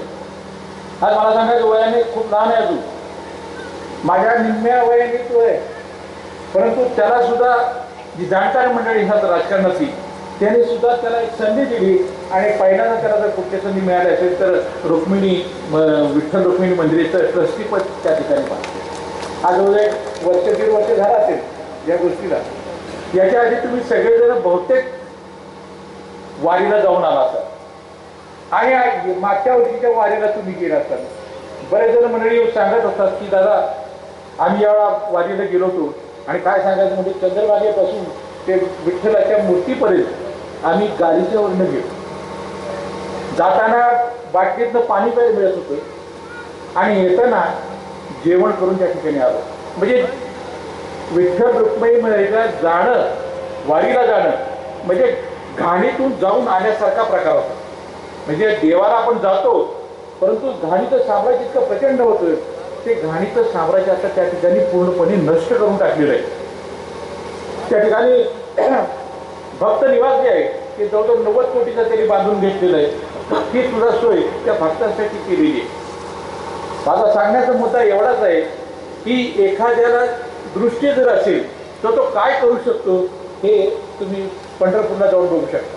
म्हणून मला या ठिकाणी सांगायचं आहे की त्यांनी जे नेतृत्व स्वीकारलं मलकापूर नगर परिषदेचं, या ह्याच्यामध्ये तो मलकापूरचा उद्या कसा काय पलट करतो हे तो आत्ता सांगणार नाहीये, परंतु तुम्हाला सत्ता दिल्यानंतर तुम्ही तो करून दाखवेल याचा गाढा विश्वास मला आहे. म्हणून मी प्रत्येक सभेत सांगतो की मी त्याला आमदार करण्यासाठी आलेलो आहे, बाकी काहीच नाही. कारण शेवटी कसं आहे की आता राजकारणामध्ये माझं काही फारसं राहिलेलं नाही, कारण 74 वर्ष वय झालेलं आहे. आता तरुण पोरग आहे, त्या तरुणाला संधी दिली पाहिजे. आणि जगाचा इतिहास जर तुम्ही सगळ्या बारकाईने जर बघितला तर जगामध्ये सगळ्या क्रांत्या जर कुणी केल्या असतील त्या तरुणांनी केलेल्या आहेत. बऱ्याच गोष्टी त्याच्या सांगायच्या राहून गेल्या. या ठिकाणी वाकोर्डी योजनेचा मी उल्लेख करेन, कारण त्याचा उल्लेख मुद्दाम केला पाहिजे, कारण त्याची अंमलबजावणी आता इतर संस्थेमध्ये सुद्धा चालू झाली आहे. वाकोर्डी योजना केली, तुमचं ह्याचं पाणी आलं इकडे दक्षिण कराडमध्ये, परंतु पुन्हा काय ते जे कर कोणी भरायचे, पाणी मिळेल याची गॅरंटी होती का? काही नाही, फोटो आले, सगळं झालं. मागच्या वेळी तो प्रश्न हाती घेतला आणि चंद्रकांतच्या पाठीमागे लागून, त्या मंत्र्याच्या पाठीमागे लागून 81-19 योजना ही त्यांनी मंजूर करून घेतली. शेतकऱ्यांनी फक्त 19 रुपये भरायचे आणि सरकार 81 रुपये भरेल. ही योजना इथं लागू झाली. त्याचं भूमिपूजन झालं, तुमचं पूजन झालं, पाणी आलं, सगळं हे झालं, पैसे भरले वगैरे सगळं झालं. परंतु परवाच्या पेपरमध्ये आलं की ही योजना आता तुमच्या मुंड्याला चालू झाली. आपलं पहिलं हे कुठलं टेंबू नंतर पुन्हा ताकारीचं झालं आणि ताकारीनं आता मैशाळा होणार आहे. प्रत्येक ठिकाणी फक्त शेतकऱ्यांनी 19 रुपये भरायचे आणि सरकार 81 भरेल. असा क्रांतिकारक निर्णय त्यांनी त्या मंत्र्यांच्या घेतला. हे त्याच्या कामाचं म्हणा काय असेल ते कौशल्य. त्यांनी मगाशी यादी सगळी वाचली, त्याच्यामध्ये पेयजल योजनेची यादी एवढी मोठी असून यादी वाचण्याची काही आवश्यकता नव्हती. तू फक्त सांगायचं की 52 योजना मंजूर झाल्या, त्याचे 51 हिने आणल्या आणि एक माननीय माजी मुख्यमंत्री त्यांच्या शिफारसीने एक मंजूर झालं. म्हणजे आता वजन सुद्धा किती राहिले हे लक्षात घ्या. वजन सुद्धा किती असेल. नाही जमत, आपल्याला नाही जमत, समोरचा एखादा करतोय त्याला चांगला शब्द का वापरता येत नाही तुम्हाला? तुम्ही काय असं म्हणाला की या लहान वयामध्ये त्याला हे मिळालेलं, हे पद मिळालं, आता दुसरं कर्तृत्व बघून आता दुसरं राज्यमंत्री पदाचं एक त्याला ते लेबर मिळालेलं आहे आणि त्याच्यामध्ये तो काम करतोय, चांगलं काम करतोय. वाईट काय करतोय का? वाईट काय केलेलं नाही त्यांनी, मग तुम्ही चांगल्याला चांगलं का म्हणत नाही? तरी काय सांगितलं, असले राज्यमंत्री पद अजून 2-4 दिले तर काय हरकत नाही, काय फरक पडत नाही. थोडी मोठी विद्वत्ता. आम्ही त्याच्या असाकडे बघत होतो की उच्च विद्या विभूषित हा मनुष्य असा बोलू शकतो ते पहिल्यांदा करतो. पण जास्त आता बोलायचं म्हणजे शेवटी कसं आहे की काल इथं सभा झाली, इथं ते 2.5 फुटी त्यांनी वक्तव्य केलं. जर पृथ्वीराज बाबाच्या बद्दल काही बोललात तर तुम्हाला सडे तर उत्तर येईल. आता माझ्यासारख्या 75ला आलेल्या माणसाला जर एखाद्याचं हे तरुण बाळ जर दम देत असेल तर थोडंसं वचकूनच राहिलं पाहिजे. म्हणजे हे किती बोलायचं आहे, कारण ह्यांचं कर्तृत्वाचं वर्णन करायचं या काळोबळ होतं. एक तुमच्यातला आणि एक तिथलं खालचं आहे का विजयनगरचा, त्यांचं कर्तृत्व जिल्हा परिषदेला समजलेलं आहे. तुम्ही मुंड्याची चौकशी करा, मुंड्यात काय झालं त्याच्या पुढे जाऊन जरा तुम्ही तांब्यात जाऊन बघा तिथं काय झालं. अरे आमदार मार्ग तू काय, म्हणजे ही कल्पना करत नाही की आमदार मार खातो आणि मार का खातो तो म्हणजे पैसे वाटत होता. अरे आम्ही विचारावरती माणसाचं परिवर्तन करणारी मंडळी आहे. मगाशी सुरेशने सांगितलं, अतिशय सुंदर सांगितलं की तुम्ही काय केलं आणि आम्ही काय केलं. आम्ही माणसाचा सर्वांगीण विकास केला की त्याने आपण उदाहरण दिलं, अगदी बरोबर आहे. भाऊ सत्तेमध्ये होते, आप्पा खाली काम करत होते, इतकं वेगानं काम चालू होतं. तशा पद्धतीचं व्यवस्था आता पुन्हा यावी म्हणून आमचा हा प्रयत्न चालू. कारखाना काढला, लोकांना आर्थिक प्रगती व्हायला लागली लोकांची, परंतु नुसती आर्थिक प्रगती करून माणसाचा विकास होत नाही हे काही जाणकारच जाणू शकतात. म्हणून पहिल्यांदा त्यांनी शाळा काढल्या, पुन्हा इंग्लिश शाळा काढल्या, पुन्हा औद्योगिक संस्था काढल्या, ज्याला इन्फ्रास्ट्रक्चर आपण म्हणतो. उद्योगधंदा कसा करायचा ते इन्फ्रास्ट्रक्चर जर तयार असेल तर तुम्ही त्या बाकीच्या लोकांना सल्ला देऊ शकता. नाही तर हल्ली बघा बरेच जण सल्ला देतात, तरुणांनी नोकऱ्याच्या मागे न लागता उद्योगधंदे काढावे. आणि तर कसं करायचं, त्याला बँक पाहिजे, त्याला दुसरं इन्फ्रास्ट्रक्चर पाहिजे, पायाभूत सुविधा ज्याला म्हणतो त्या जर असतील तरच माणसं पुन्हा उद्योगाला लागतील. हे करण्याचं काम त्या दोन बंधूंनी केलं, यशवंतराव मोहिते आणि देवंतराव होते. आता मी सुद्धा या सगळ्या गोष्टीचा साक्षीदार आहे. तिथं या माळावरती हे गोळीबार पाहिजे म्हणतात, त्या माळावरती माणसं सुद्धा फिरकायला तयार नसायची दिवसात. त्या ठिकाणी हे आज एक वास्तू उभा राहिली आणि एक वास्तू उभा राहिल्यानंतर त्याचा ज्याला म्हणतो का नाही आपण, एक वृक्ष वाढल्यानंतर त्याचं हे वेग सगळीकडे पसरत जातं. तसं मलकापूर कशाने वाढलं, मलकापूर एक ही संस्था निघाली त्यामुळं ती मलकापूर वाढलं. नाहीतर मलकापूर वाढलं असतं का खाली तिकडे तुम्ही जा, तिकडं ह्याच्यामध्ये विद्यानगर वगैरे त्या साईडला, तिकडे ओगलेवाडी साईडला तिकडे वाढलं का नाही वाढलं. ते इथं का वाढलं, कारण इथं सगळ्या सुविधा निर्माण झालेल्या आहेत. आणि सुविधा निर्माण करताना अगदी KG पासून ते तुमच्या कॉलेजपर्यंत, म्हणजे फक्त मुलांना जन्म द्यायचं 3-4 वर्ष झाली की यांच्याकडे चक्रा मारायची की ॲडमिशन द्या म्हणून. काय राजबरोबर बरं आहे का नाही, हे सगळं त्या ठिकाणी केलं. कारण शिक्षणाची सोय झाली म्हणून माझ्याची सर्वांची प्रगती होऊ शकत नाही. आज मला सांगा की परवा इंटरव्ह्यूला आम्ही बघून बसवतो, या सगळ्या महिला होत्या, त्याच्या 3-4 महिला नर्सेसचं काम करतो, त्या सुद्धा इच्छुक होत्या. म्हणजे मला सांगा की त्यांना त्याच्या पायावरती उभा राहण्याचं काम हे आप्पांनी केलेलं आहे. आणि मगाशी तसा प्रश्न निघाला की तुम्हाला सत्ता मिळाल्यानंतर तुम्ही हे सगळं करू शकता, पण तुम्हाला सत्ता नव्हती का? तुम्ही सुद्धा 1962 साली या देशाचे उप संरक्षण मंत्री झालात. तुमच्या घरात आज तागायत सत्ता होती, तुम्ही काय उजेड पाडला सांगा. शब्द असा लागत आहे थोडासा, परंतु तुम्ही असं काय निर्माण केलं की ज्या ठिकाणी एखाद्या माणसाला नोकरी मिळाली, एखाद्या माणसाला शिक्षणाची संधी प्राप्त झाली, काही करू शकला नाही. तुम्ही फक्त ते दिल्लीचं राजकारण ते करत राहिला, तिथं खाली काही केलं नाही. आणि आल्यानंतर मात्र फक्त टीका करणं एवढं केला जातं. मी सुद्धा मागच्या वेळी अतुलला विरोध केलेला म्हणतो, मी त्यांच्यावर गेलो, सगळं झालं, त्यांचं काम केलं. अगदी अशोकराव प्रामाणिकपणे सांगा, मी नसतो तर तुम्ही आमदार झाला असता का?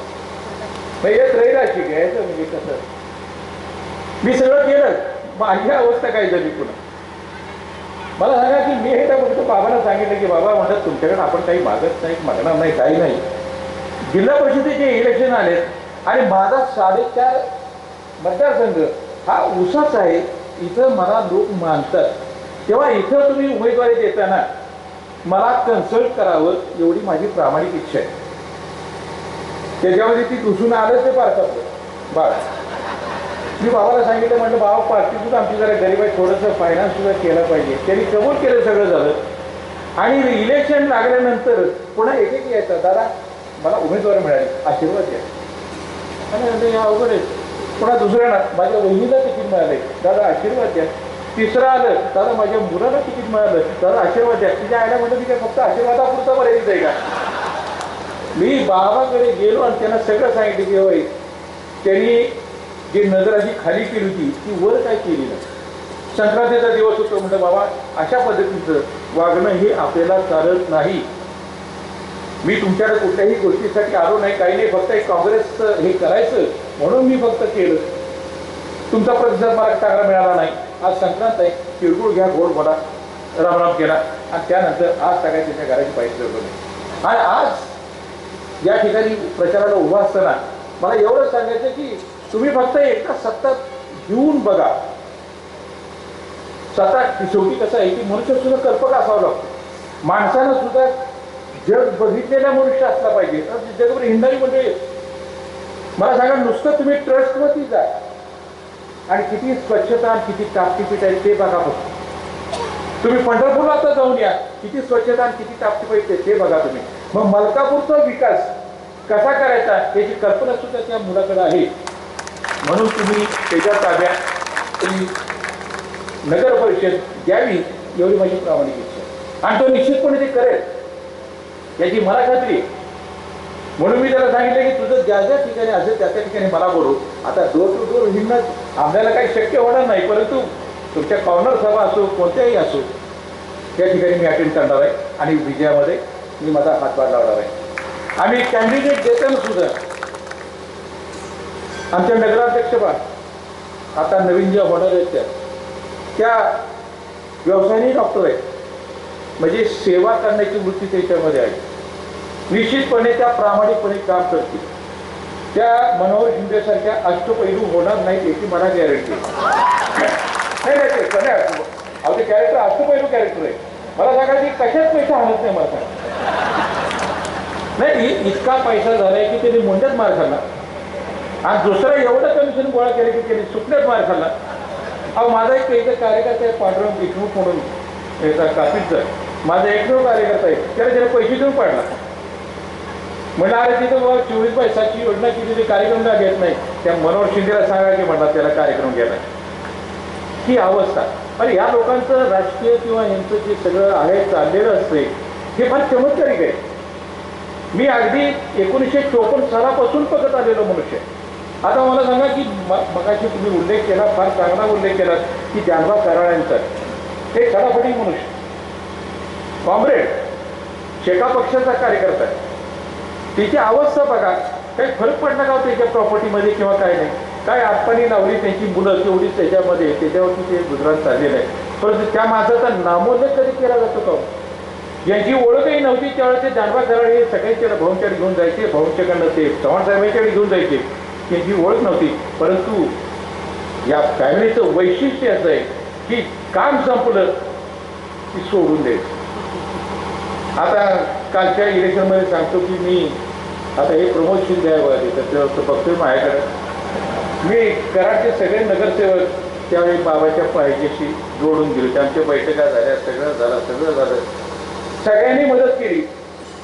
आणि पुन्हा काय झालं, मी सांगितलं म्हटलं तुम्ही बाळासाहेबांची युती करा बाबा, त्याने आपल्याला मदत केलेली हे केलेले हो म्हणले मला. आणि नेमकं बाळासाहेबांनी उलट केलं आणि हे निवडून आले. त्या लोकांच्या विरोधात सुद्धा जाऊन ती सगळीच्या सगळी घालवण्याचं कर्तृत्व यांनी दाखवलं.